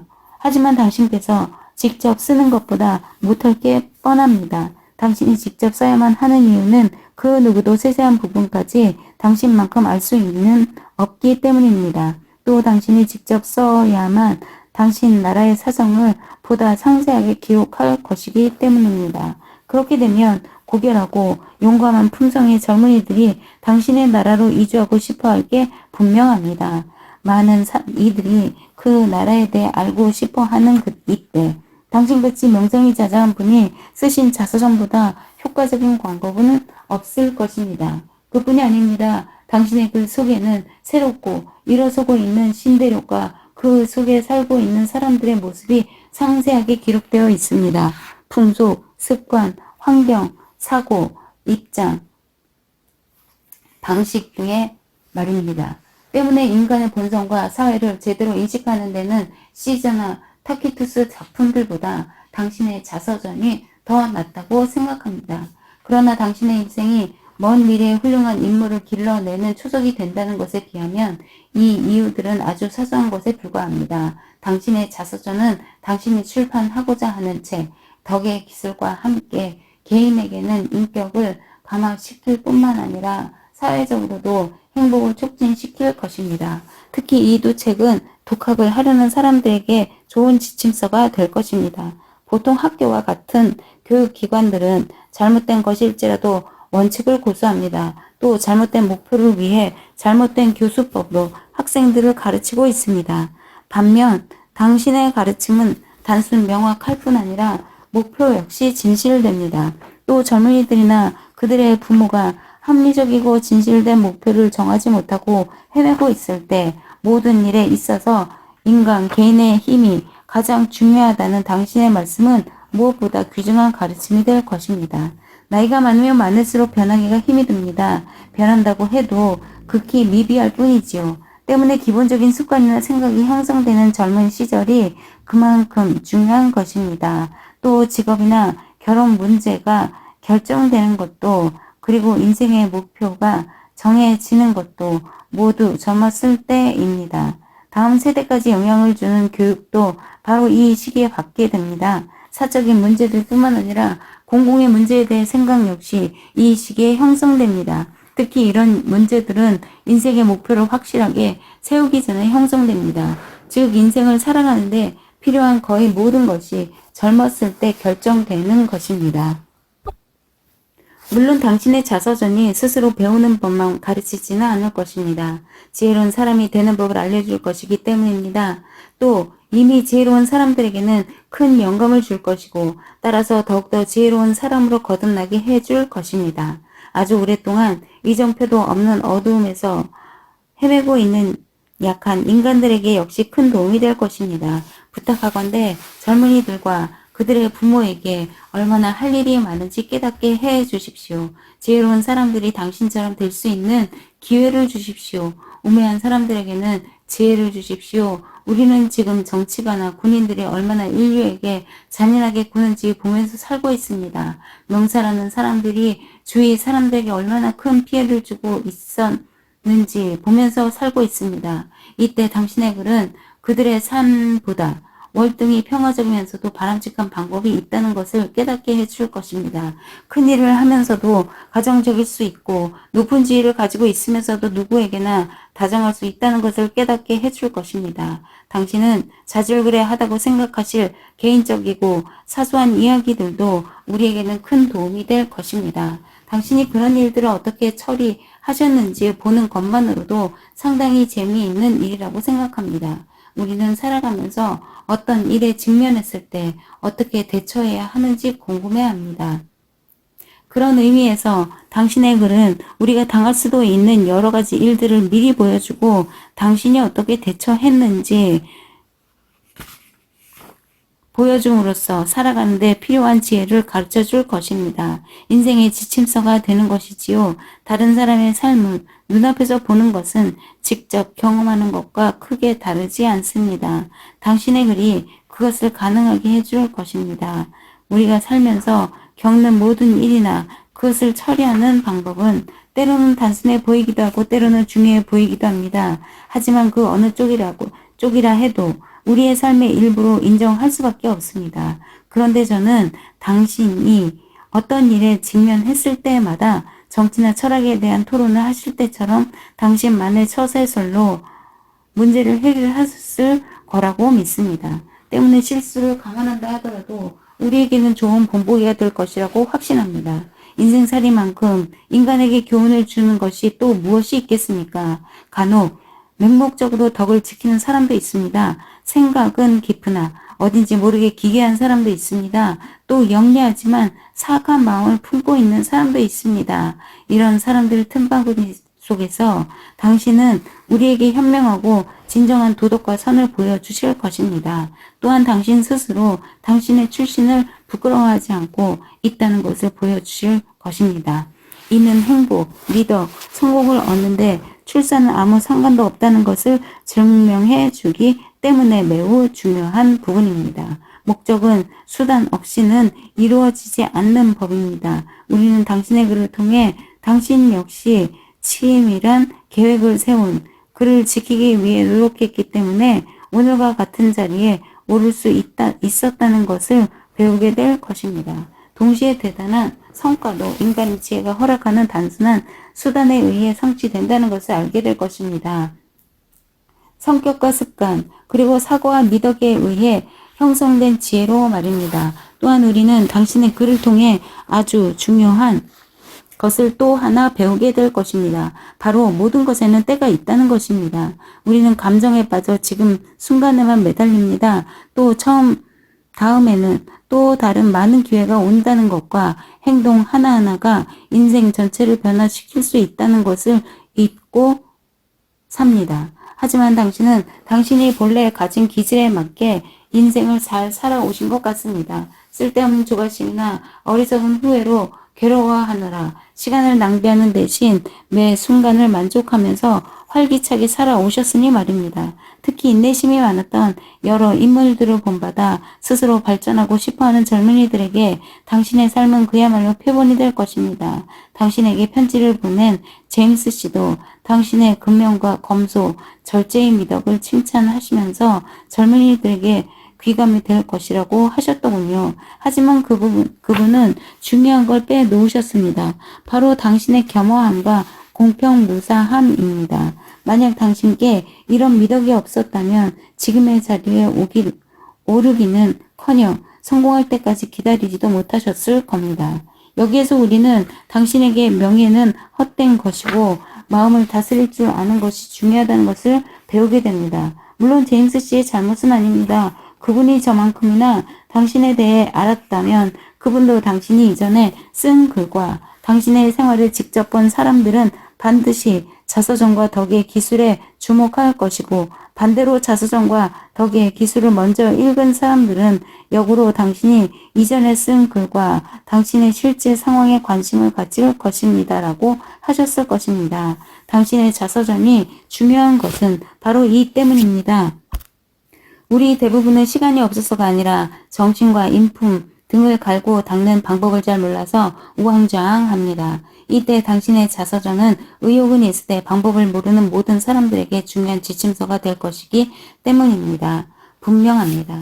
마지막으로 한 가지만 더 말씀드리지요. 바로 당신이 인생을 살아온 방법이 곧 한편의 전기라는 것입니다. 자서전과 같은 글은 조금 유행이 지난 듯하지만 아직도 매우 유용한 것이 사실입니다. 특히 당신의 자서전이라면 악명 높은 흉악범이나 비열한 음모가 그리고 부조리하고 자학적인 수도산과 잘난 체나 하는 엉터리 작가들의 인생과 좋은 대조를 이루기 때문에 더욱 유용할 것입니다. 또한 당신의 자서전이니 다른 자서전의 출간에 계기가 된다면 그래서 그런 자서전들을 읽고 주인공의 삶을 본받고자 노력하는 젊은이들이 늘어난다면 플루타크 영웅전만큼의 값어치가 있다고 생각합니다. 이 세상에서 오직 한 분만 가진 특성을 존재하지도 않는 사람을 상상하며 이야기하자니 슬슬 지겨워지고 있습니다. 그 사람에게 직접 칭송의 말을 해줄 수 없으니 말입니다. 그러니 그 사람에게는 그만두고 이제부터는 바로 당신 플랭클린 박사님께 직접 쓰도록 하겠습니다. 박사님, 제가 진정으로 원하는 것은 당신의 고귀한 인품을 박사님 스스로 세상에 알려주셨으면 하는 것입니다. 다른 사람의 손을 거치다 보면 진실의 모습이 잘못 그려질 수도 있습니다. 또 잘못하면 비방으로 그칠 수도 있습니다. 지금 당신의 연세로 보나 독특한 사고 방식으로 보나 평생 동안 당신 가슴속에 품었던 깊은 속뜻을 제대로 표현해낼 수 있는 분은 박사님 뿐입니다. 또 극심한 변혁의 시대를 사는 우리들은 자연스럽게 자서전의 주인공에게 관심을 갖게 됩니다. 때문에 그런 변혁의 소용돌이 속에서도 도덕적인 원칙들을 지켜내셨던 분이 자서전의 주인공이 되어야 합니다. 뿐만 아니라 원칙을 지키는 것이 얼마나 중요한 것인지를 실제로 보여준 분이 주인공이 되어야 합니다. 바로 박사님 같은 분 말입니다. 현재 박사님은 그 인격으로만으로도 이미 우리에게 중요한 인물입니다. 그런 만큼 마땅히 우리의 존경을 받아야 합니다. 영국이나 유럽뿐만 아니라 지금 새롭게 일어나고 있는 박사님의 나라에서도 박사님의 이름이 드높아져야 하는 것입니다. 인간이 행복을 지켜내기 위해서는 꼭 증명되어야 하는 것이 있습니다. 인간은 악하고 증오스러운 존재가 아니라는 것과 잘만 다듬으면 누구나 보다 나아질 수 있다는 것입니다. 아울러 이런 이유로 인간 중에는 아주 괜찮은 이들도 있다는 것도 보여줘야 합니다. 모두가 부도덕하고 악하다면 사람들은 희망을 버리고 노력을 그만둘 것입니다. 또한 저마다 자신만의 몫을 챙기려 마구잡이로 덤벼들 것입니다. 그들 마음속에는 자신 말고는 아무도 존재하지 않는 듯 행동하게 될 것입니다. 존경하는 박사님, 부디 하루라도 빨리 다시 펜을 드시기 바랍니다. 그리고 선하신 만큼만 선을 보여주시고 절제하셨던 만큼만 절제를 보여주십시오. 그리고 무엇보다도 어려서부터 정의와 자유와 조화를 사랑하셨고 평생 동안 그 존재들이 당신의 행동을 이끌어 왔다는 것을 증명해 주십시오. 저는 최근 17년 동안 박사님과 하시는 일과 그에 따른 행동을 지켜봤습니다. 그러니 부디 제가 당신을 사랑하는 만큼 영국 사람들이 당신을 존경하고 사랑하게 만들어 주십시오. 그들은 박사님에 대해 좋게 생각하는 만큼 박사님의 나라에 대해서도 친근함을 가질 것입니다. 또 박사님 나라의 사람들 역시 영국인들이 자신들에 대해 좋은 감정을 가지고 있다는 것을 알게 되면 영국에 대해 보다 좋은 감정을 가지게 될 것입니다. 부디 마음을 열고 생각을 넓게 가지시기 바랍니다. 자연과 정치에 관한 관점이 정리되시면 영어를 사용하는 사람들뿐 아니라 인류 전체가 개선되도록 애써 주십시오. 아직 박사님의 자서전을 읽은 것도 아니고 박사님에 대해서는 그 고귀한 인품만 아는 저로서는 이런 말을 하기가 약간 조심스러운 것이 아닙니다. 하지만 자서전과 덕의 기술은 분명 제 기대에 어긋나지 않을 것이라고 확신합니다. 아니 앞서 말씀드린 관점들에 입각해서 기술하신다면 그 이상이 될 것입니다. 물론 박사님을 따르는 모든 사람들을 만족시킬 수는 없을 것입니다. 하지만 사람들에게 아주 유용한 책이 될 것이라는 것은 장담할 수 있습니다. 타인에게 순수한 즐거움을 주는 사람은 걱정과 고통으로 얼룩진 삶의 한 줄기 희망의 빛을 선사할 수 있습니다. 그러니 박사님께서는 저의 간증에 귀 기울여 주시기 바랍니다. 다시 한번 간곡히 부탁드립니다. 1783년 1월 31일 파리에서 벤자민 제2장 완전한 인격을 위하여 1784년 파리의 근교 파시에서 1. 모두를 위한 사업. 앞에 편지를 받은 지도 제법 오래되었다. 하지만 너무 바빠서 도무지 엄두를 낼 수 없었다. 또 집에라도 있었다면 그동안 보관하고 있던 자료들을 들추어 볼 수 있었을 것이고 그랬다면 쓰는 것이 훨씬 수월했을 것이다. 그것들만 있었어도 내 기억을 되살리는 것이 보다 쉬웠을 테고 날짜도 정확하게 밝힐 수 있었을 테니 말이다.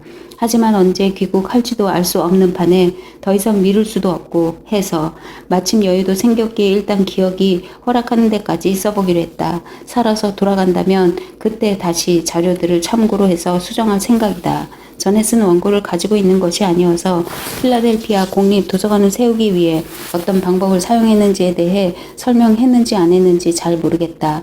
어쨌든 최초 회원 50명으로 시작해서 지금은 엄청난 규모로 발전한 그 도서관 얘기부터 시작해야겠다. 만약 전에 썼던 부분이라면 나중에 삭제하게 되겠지. 내가 펜실바니아에 정착했을 때 무렵 보스턴 남쪽에는 쓸만한 서점이 하나도 없었다. 게다가 뉴욕과 필라델피아에서 인쇄업을 하는 사람들이 열고 있는 상점이라는 것들도 실상은 문방구에 지나지 않았다. 종이나 달력, 각종 서식, 서류들을 팔았고 책이라고 할 수 있는 것도 미뇨집이나 두서너 종 되는 교과서가 전부였다. 때문에 읽고 싶은 책이 있으면 개별적으로 영국에 주문해야 했다. 그런 상황에서도 내가 활동하고 있던 전토 클럽의 회원들은 비교적 많은 책을 소유하고 있었다. 술집에서 모임을 가졌던 우리들은 나중에는 방을 하나 빌려 활동했는데 그러던 중 내 제의로 각자 가지고 있던 책을 한 곳에 모아두기로 결정했다. 우리가 모이던 그 방에 말이다. 그렇게 되면 토론 중에도 필요한 책을 금방 찾아볼 수 있을 뿐 아니라 읽고 싶은 책을 자유롭게 빌려볼 수 있기 때문에 내 제안은 모두의 찬성을 얻을 수 있었다. 우리는 당장 각자의 책을 우리가 모임을 갖는 방으로 가지고 갔고 그렇게 해서 우리는 공동의 서재를 만들었다. 그 결과는 매우 만족스러웠다. 작은 서재가 매우 유용하다는 결과를 얻은 나는 보다 많은 사람들이 그런 이익을 누려야 한다고 생각했다. 그래서 고안해낸 것이 회원제 도서관이었다. 난 제안을 한 후 전토 회원들의 찬성을 이끌어냈고 우리들은 한 몸이 되어 도서관 건립을 위해 움직였다. 먼저 내가 도서관 건립을 위한 계획과 도서관 운영에 따른 규칙들의 초안을 짰다. 그리고 관록의 공증인인 찰스 브록덴이 그것을 가지고 회원 자격 등 실제적인 가입 약관을 만들었다. 그에 따르면 회원은 각각 최초의 서적 구매에 대한 일정한 금액을 지불하고 책을 더 보유하기 위해 필요한 기금을 기부금 형식으로 해마다 내도록 약속해야 했다. 그러나 필라델피아는 가난한 도시였다. 그리고 책을 읽는 인구도 많지 않았다. 때문에 아무리 돌아다니고 홍보를 해도 회원을 모집하기가 쉽지 않았다. 결국 우리는 겨우 50명의 회원으로 도서관을 출범시켰다. 회원이 된 사람들은 대부분 젊은 상인들이었는데 그들은 40실링의 최초 가입비 외에 해마다 10실링을 내기로 약속했다.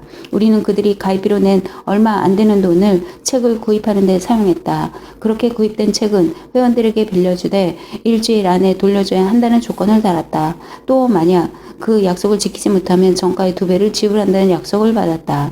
도서관은 내 생각대로 잘 운영되었다. 또 다른 지역에서도 우리를 모방해서 도서관 건립을 추진했을 정도로 그 유용성이 널리 알려지게 되었다.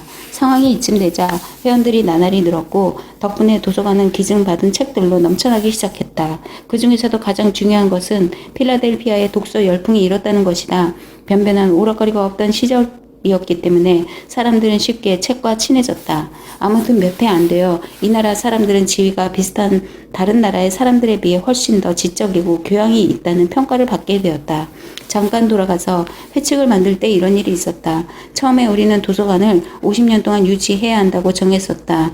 그러자 브록덴이 우리에게 이런 말을 했다. 당신들이 지금은 젊지만 과연 50년 후에도 살아있겠소? 결국 이 조항은 몇 년 후에 없어지게 되었다. 도서관이 법인체가 되면서 영구적으로 존재하게 되었기 때문이었다.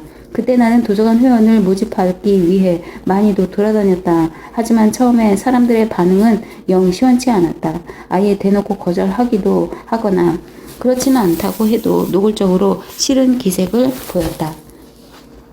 나는 이런 수모를 당하면서 한 가지 깨달은 게 있었다. 아무리 공공에게 유익한 일을 하더라도 자신이 주인공이 되어서는 안 되는 것이었다. 즉 사람들은 타인이 자신보다 약간이라도 유명해지는 것을 꺼렸던 것이다. 그래서 나는 방법을 바꾸어 될 수 있는 대로 나 대신 내 친구들의 이름을 내세웠다.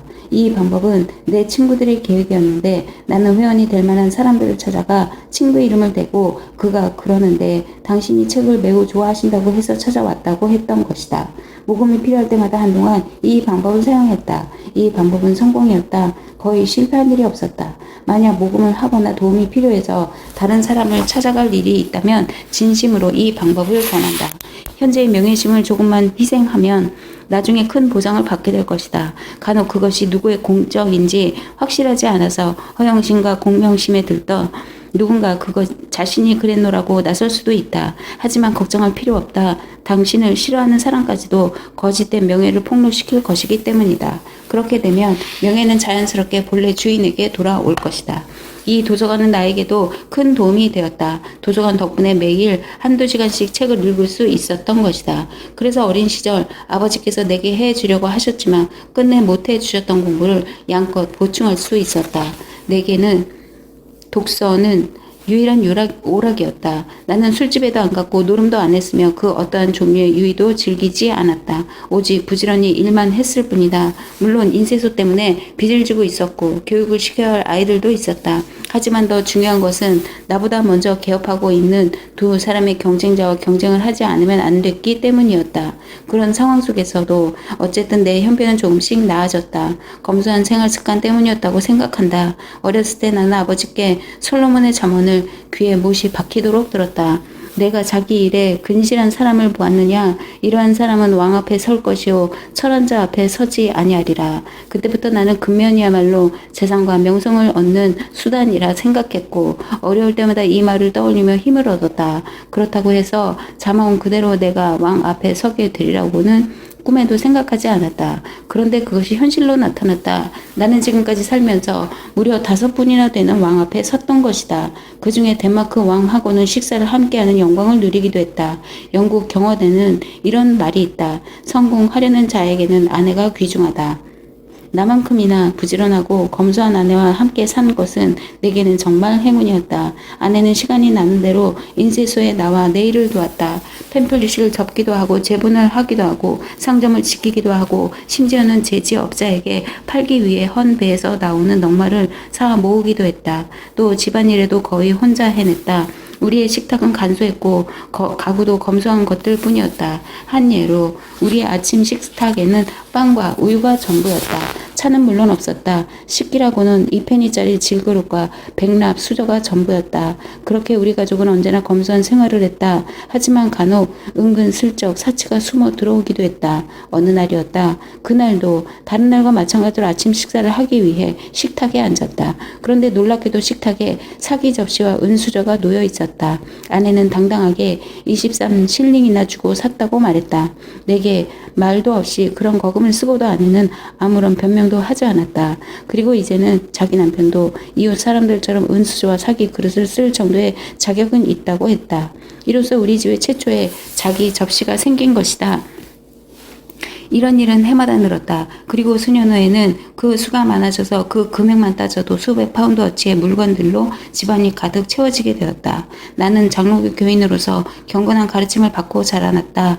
그런데 그 중에서 영원한 신의 뜻이라든가 선민 사상, 원죄 같은 것들은 아무리 노력해도 믿을 수도 이해할 수도 없었다. 이런 상황에서 일요일을 공부하는 날로 정하면서부터는 교회에도 나가지 않았다. 그렇다고 해서 종교상의 모든 원칙들을 거부한 것은 아니었다. 하나님은 존재하신다는 것, 하나님이 이 세상을 창조하시고 하나님의 섭리로 세상이 다스려진다는 것, 하나님이 가장 원하시는 봉사는 타인에게 선을 행하는 일이라는 것, 영혼은 불멸하다는 것, 모든 죄악은 언제고 벌을 받는다는 것, 그리고 덕행은 살아서가 아니면 죽은 후에라도 꼭 보답을 받는다는 것들을 지금껏 한 번도 의심해 본 일이 없다. 나는 이런 것들이 바로 종교의 본질이라고 생각한다. 기독교뿐 아니라 모든 종교에서 발견되기 때문이다. 때문에 나는 모든 종교를 인정하고 존경한다. 그렇다고 해서 모든 종교를 똑같이 존경한 것은 아니다. 종교는 이런 본질적인 교리들에 따른 다른 교리들이 뒤섞이게 마련인데 간혹 어떤 종교는 인간의 도덕심을 고취시키거나 강화시키기는커녕 오히려 우리를 분열시키고 서로 불안하게 만들기도 한다. 하지만 나는 아무리 건전하지 못한 종교라 해도 반드시 좋은 점은 있다고 믿는다. 때문에 종교적인 관점이 다른 사람과는 종교에 관해 논쟁을 피하곤 했다. 우리 지역의 인구가 늘어남에 따라 그만큼 새로운 교회가 필요했는데 교회들은 거의가 기부금으로 세워졌다. 이때 나는 아무리 적은 금액이라도 종파를 따지지 않고 기부했다. 이 역시 모든 종교와 모든 종파를 존중했기 때문이었다. 나는 여전히 예배를 보기 위해 교회에 나가지는 않았지만 예배가 잘만 이루어진다면 유용하다고 생각했다. 그래서 필라델피아에서 유일한 장로교 목사와 그 집회를 후원하기 위해 해마다 기부금을 내고 있었다. 이 목사는 친구로서 가끔 나를 찾아왔는데 그때마다 교회에 나오라고 권유했다. 나도 가끔은 목사의 말에 마음이 움직여서 교회에 나가 보기도 했다. 어떤 때는 무려 연속 5주 동안이나 출석한 적도 있었다. 만약 그의 설교가 마음에 들었다면 공부를 제쳐놓고서라도 교회에 나갔을 것일지 모른다. 그러나 그는 신학상의 논쟁과 우리 종파의 교리에 대한 설교만 했다. 때문에 나는 도통 흥미를 느끼기는커녕 교화를 받는 일도 없었다. 도덕적인 원칙에 대해서는 조금도 언급하지 않았던 것이다. 마치 그는 우리 모두를 선하고 좋은 시민보다는 장로교 목사로 만들려고 하는 것 같았다. 한 번은 이런 일도 있었다. 그때 그는 빌립보서 4장을 들어 설교했는데 설교 중에 다음과 같은 말을 했다. 형제들이여, 참된 모든 것과 고성한 모든 것, 정의로운 것 모든 것과 순결한 모든 것, 사랑스러운 것 모든 것과 명예로운 모든 것, 덕스러운 모든 것과 영구히 기를 만한 모든 것들을 여러분의 마음에 새겨 두십시오. 순간 나는 오늘은 무슨 도덕적인 얘기를 듣게 될 것이라고 생각했다. 하지만 그날 내가 들은 것은 위의 것들을 위해 사도 바울이 지키라고 했던 5가지 계율, 즉 첫째, 안식일을 거룩하게 지킬 것, 둘째, 성서를 꾸준히 읽을 것, 셋째, 예배에 꼭 출석할 것, 넷째, 성찬식에 참가할 것, 다섯째, 하나님의 사절인 목사를 존경할 것이 전부였다. 물론 다 좋은 말이었다. 하지만 내가 원한 이야기들은 아니었다. 그날 이후 나는 교회에서는 내가 원하는 것을 얻을 수 없을 거라고 생각했다. 그래서 그 목사가 설교하는 예배에는 2번 다시 참석하지 않았다. 한편 나는 대신이라면 하지만 그 일이 있기 몇 해 전인 1728년부터 나만의 기도서를 만들어 쓰고 있었다. 나는 그 기도서에 신앙 조항과 종교 의식이라는 제목을 붙였었다. 어쨌든 나는 목사에게 실망한 이후부터는 다시 기도서를 썼고 더불어 교회에도 나가지 않았다. 물론 내 행동이 옳았다는 것은 아니다. 지탄받아 마땅할지도 모른다. 그렇다고 이런 일련의 일에 대해 쓴 것은 변명을 하려는 것도 반성으로 하기 위한 것도 아니다. 다만 나는 있던 사실 그대로를 밝히려는 것뿐이다. 2. 나를 만들기 위한 계획. 이 무렵 나는 도덕적으로 완벽해지겠다는 계획을 세우고 있었다. 나는 어떠한 때에도 잘못을 범하는 일이 없는 완벽한 삶을 살고 싶었다. 또 타고났거나 친구들의 영향으로 생긴 습관들도 모두 올바르게 고치고 싶었다. 나는 무엇이 선이고 무엇이 악인지 정확하게 알고 있었다. 아니, 알고 있다고 생각했다. 때문에 선을 행하고 악을 피하는 것이 그리 어려운 일은 아니라고 믿었다. 그러나 얼마 안 있어 난 내 생각을 고치지 않을 수 없었다. 한 가지 잘못을 하지 않기 위해 주의하고 조심하다 보면 불쑥 생각지도 않았던 데서 실수를 했던 것이다. 또 조금만 소홀하면 이성으로는 억제하기 어려운 나쁜 습관을 파고 들어왔다. 즉 도덕적으로 완벽한 인간이 되겠다는 내 계획이 얼마나 무모한 것이었는지 또 그런 인간이 되기가 얼마나 어려운지 깨닫게 된 것이다. 그리고 다음과 같은 결론에 도달했다. 신념만으로는 도덕적으로 완벽한 사람이 될 수 없다. 그러므로 몸과 마음 모두를 통틀어 완벽해지지 않으면 안 된다는 것이었다.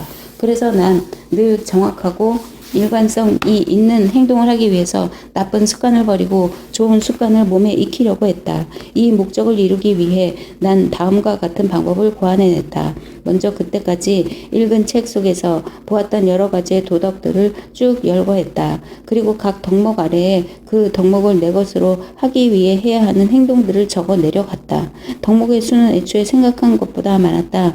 저자에 따라서 같은 덕목을 다른 명칭으로 쓰기도 하고 같은 명칭을 쓰면서도 그 의미가 넓은 것과 좁은 것이 있었기 때문이었다. 한 예로 절제라는 덕목을 어떤 저자는 먹고 마시는 것에 국한해서 사용했지만 또 어떤 자는 쾌락, 식욕, 성욕, 성벽, 육체적이나 정신적 열정, 그 밖에도 탐욕이나 야심까지 포함한 넓은 의미로 사용했던 것이다. 나는 보다 명확히 하기 위해 각 덕목에 그것을 위해 지켜야 할 규칙들을 많이 열거하기보다는 구체적인 덕목을 13개를 늘어놓은 후 그에 수반되는 중요한 규칙을 몇 가지 붙이기로 했다. 다음은 그때 내가 정한 덕목과 그에 따른 규칙이다.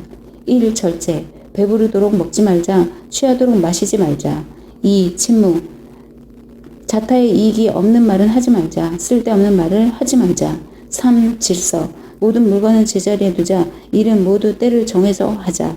결단. 해야 할 일이 있다면 반드시 하겠다고 결심하자. 결심한 것은 반드시 실행하자. 5. 절약. 나나 남에게 유익하지 않은 일에는 돈을 쓰지 말자. 쓸데없는 낭비는 하지 말자. 6. 근면. 시간을 낭비하지 말자. 언제나 유용한 일을 하자. 무익한 행동은 끊어버리자. 7. 진실. 사람을 속이지 말자. 순수하고 공정하게 생각하자. 언행을 일치시키자. 8. 정의. 남에게 피해를 주는 일은 하지 말자. 남에게 응당 줘야 하는 이익은 꼭 주자. 9. 중용. 극단을 피하자. 상대가 나쁘더라도 상대에게 상처를 주지 말자. 10. 청결. 신체, 의복 등 습관상 모든 것에 청결을 유지하자. 11. 침착. 사소한 일, 일상적인 일뿐만 아니라 불가피한 일을 당해도 흔들리지 말자. 12. 순결. 건강과 자손을 위해서만 잠자리를 하자. 감각이 둔해지고 몸이 쇠약해지고 부부의 평화와 평판에 해가 될 정도로 하지 말자. 13. 겸손. 예수와 소크라테스를 본받자.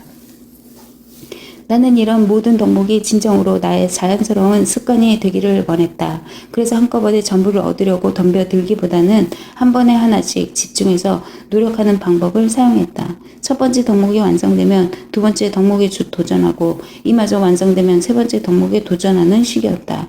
덕목의 나열 순서도 이루기 쉬운 것부터 어려운 것 순이었는데 즉 난이도에 따라 정한 것이었다. 절제가 맨 처음 온 이유는 절제만 할 수 있다면 머리는 냉철함과 명석함을 유지할 것이고 그렇게 되면 매사에 실수하는 일 없이 일을 할 수 있을 뿐 아니라 나쁜 습관에 휘둘리거나 유혹에 빠지는 일이 없을 것이기 때문이다. 절제가 완벽하게 이루어지면 그 다음 덕목인 침묵은 그리 어려운 일이 아니다.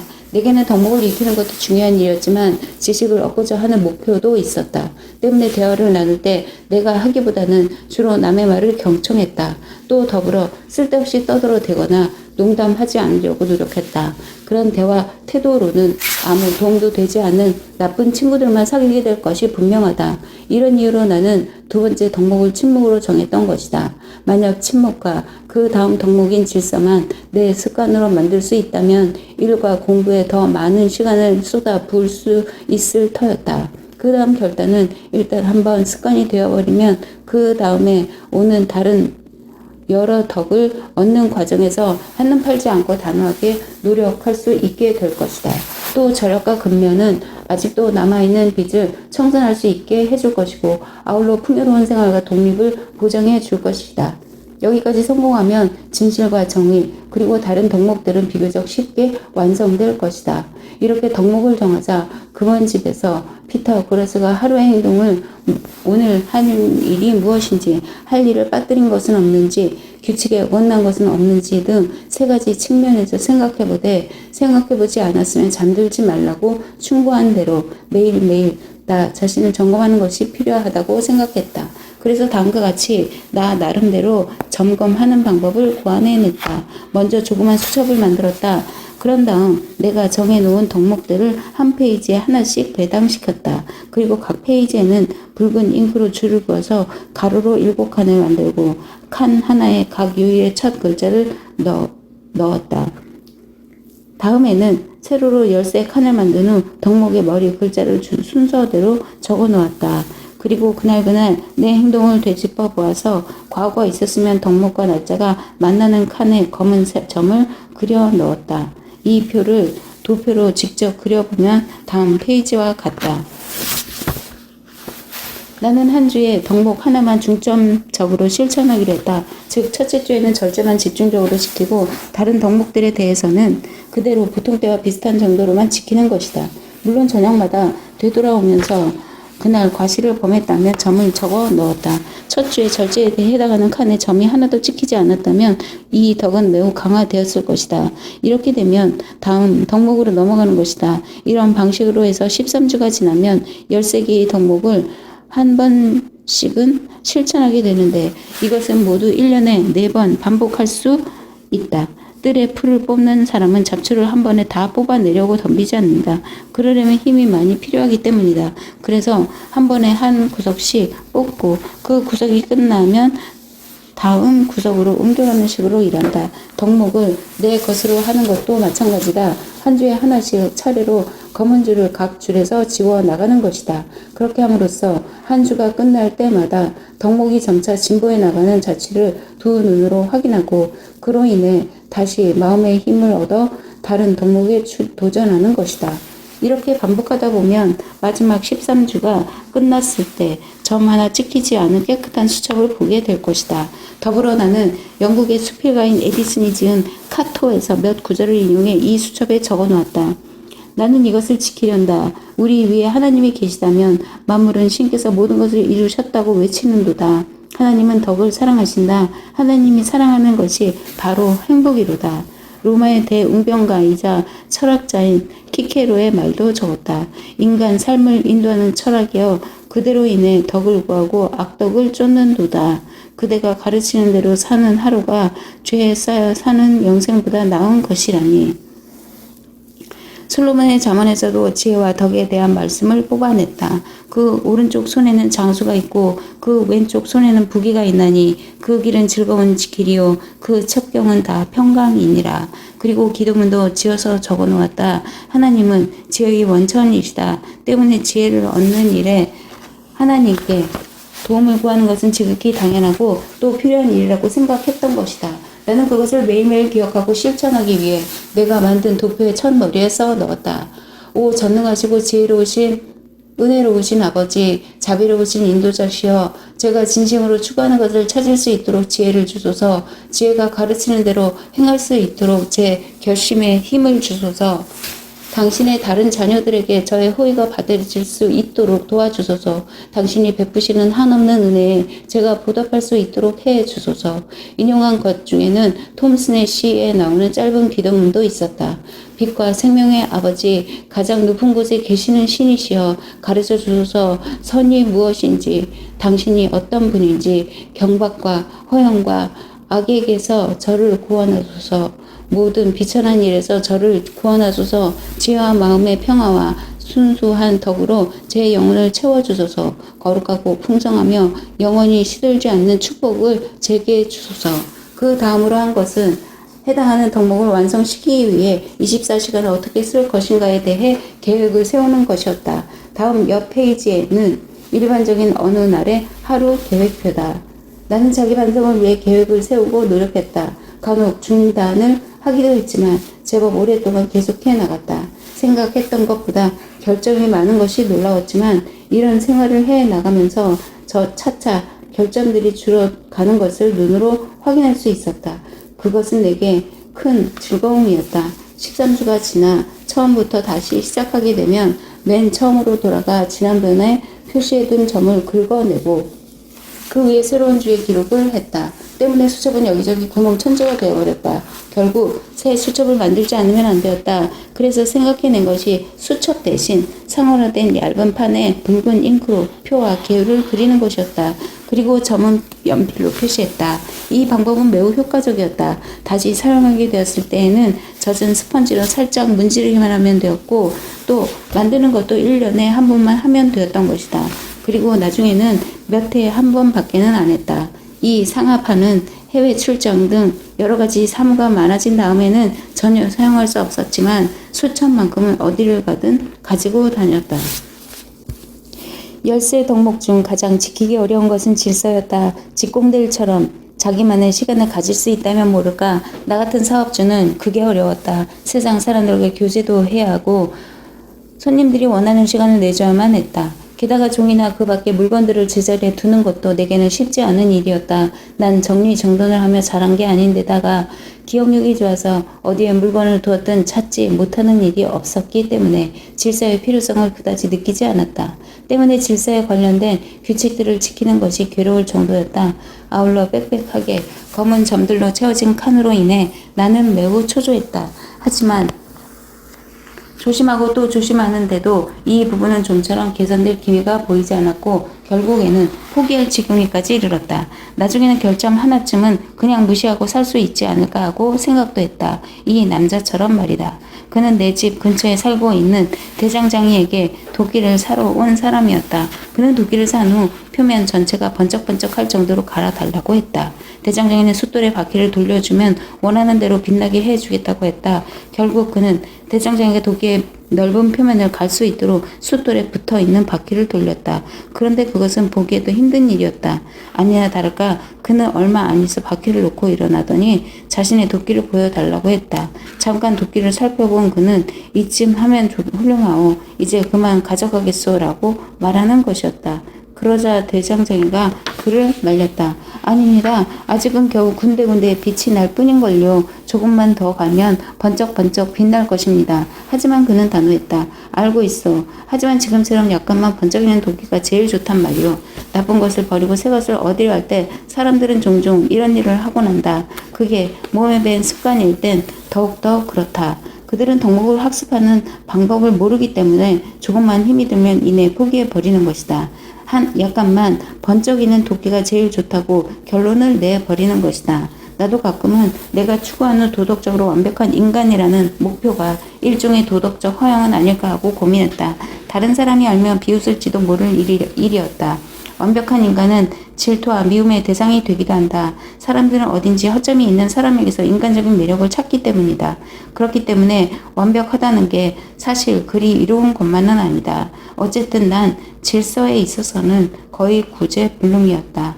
나이를 먹고 기억력이 나빠지고 보니 질서가 더 많이 요구되는 것 같다. 그러나 내가 목표한 대로 완벽하지는 않더라도 이런 시도는 어느 정도의 성과를 낳았다. 인쇄된 글씨를 놓고 연필로 그대로 따라 쓰다 보면 인쇄된 것과 또 같지는 않더라도 애쓴 것만큼 필적이 좋아지는 것처럼 말이다. 난 한 가지 바람이 있다. 내 후손들이 자신의 조상들인 내가 일부 79이 되도록 행복하게 살아온 것은 하나님의 은혜와 더불어 이런 방법들 때문이라는 것을 알아주었으면 하는 것이다. 앞으로 어떤 인생이 펼쳐질지는 하나님만이 아시겠지만 만에 하나 불행이 닥쳐온다고 할지라도 여태껏 누려온 행복을 돌아다 보면 잘 견뎌낼 수 있을 것 같다.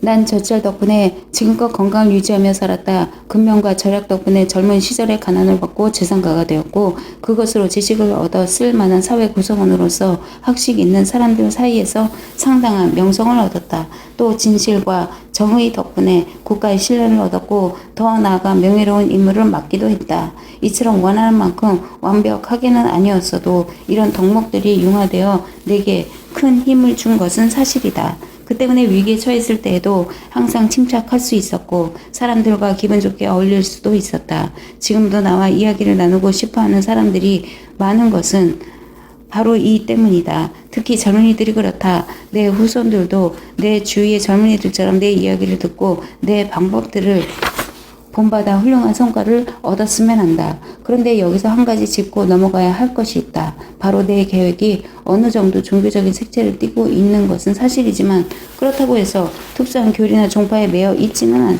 않다는 것이다. 그것은 우연히 그렇게 된 것이 아니다. 다른 종교를 가진 사람들도 이 방법을 사용해서 효과를 보았으면 하는 바람에서 일부러 그런 것이다. 애초에 나는 수첩에 있는 도편이, 계획편이 하는 것들을 출판할 계획이었다. 그러기 위해서는 다른 교과의 사람들에게 지탄이나 비난을 받을 만한 틈을 보여서는 안 되었다.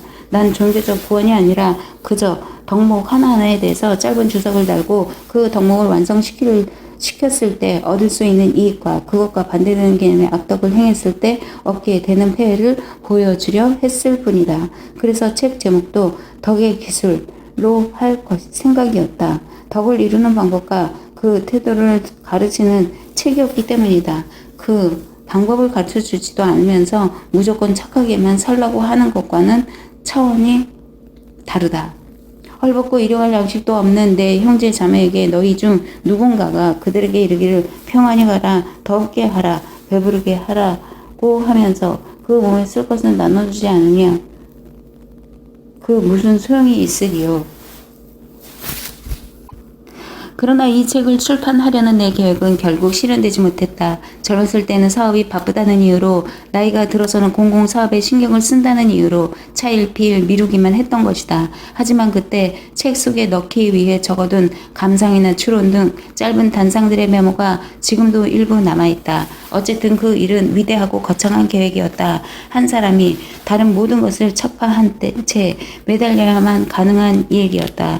하지만 내게는 크고 작은 일들이 계속 생겼고 때문에 결국 계획으로 끝나고 말았던 것이다. 그런 이유로 나는 이 글에서 덕의 기술을 통해 이루고자 했던 목표들을 일부나마 역설하고자 한다. 즉 모든 나쁜 행실들은 금지되었기 때문에 해로운 것이 아니라 해롭기 때문에 금지되어 있다는 것이다.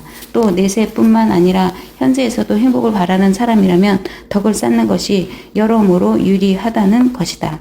이 세상에는 다양한 사람들이 살고 있다. 그 중에는 왕도 있고 귀족들도 있고 부유한 상인들도 있는데 그런 사람들일수록 정직하고 공정해야 한다. 그러나 그렇지 못한 사람들이 많다는 것도 사실이다. 이 때문에 나는 젊은이들에게 정직과 성실이야말로 가난한 사람이 성공할 수 있게 해주는 확실한 자산이라는 것을 깨닫게 해주고 싶다.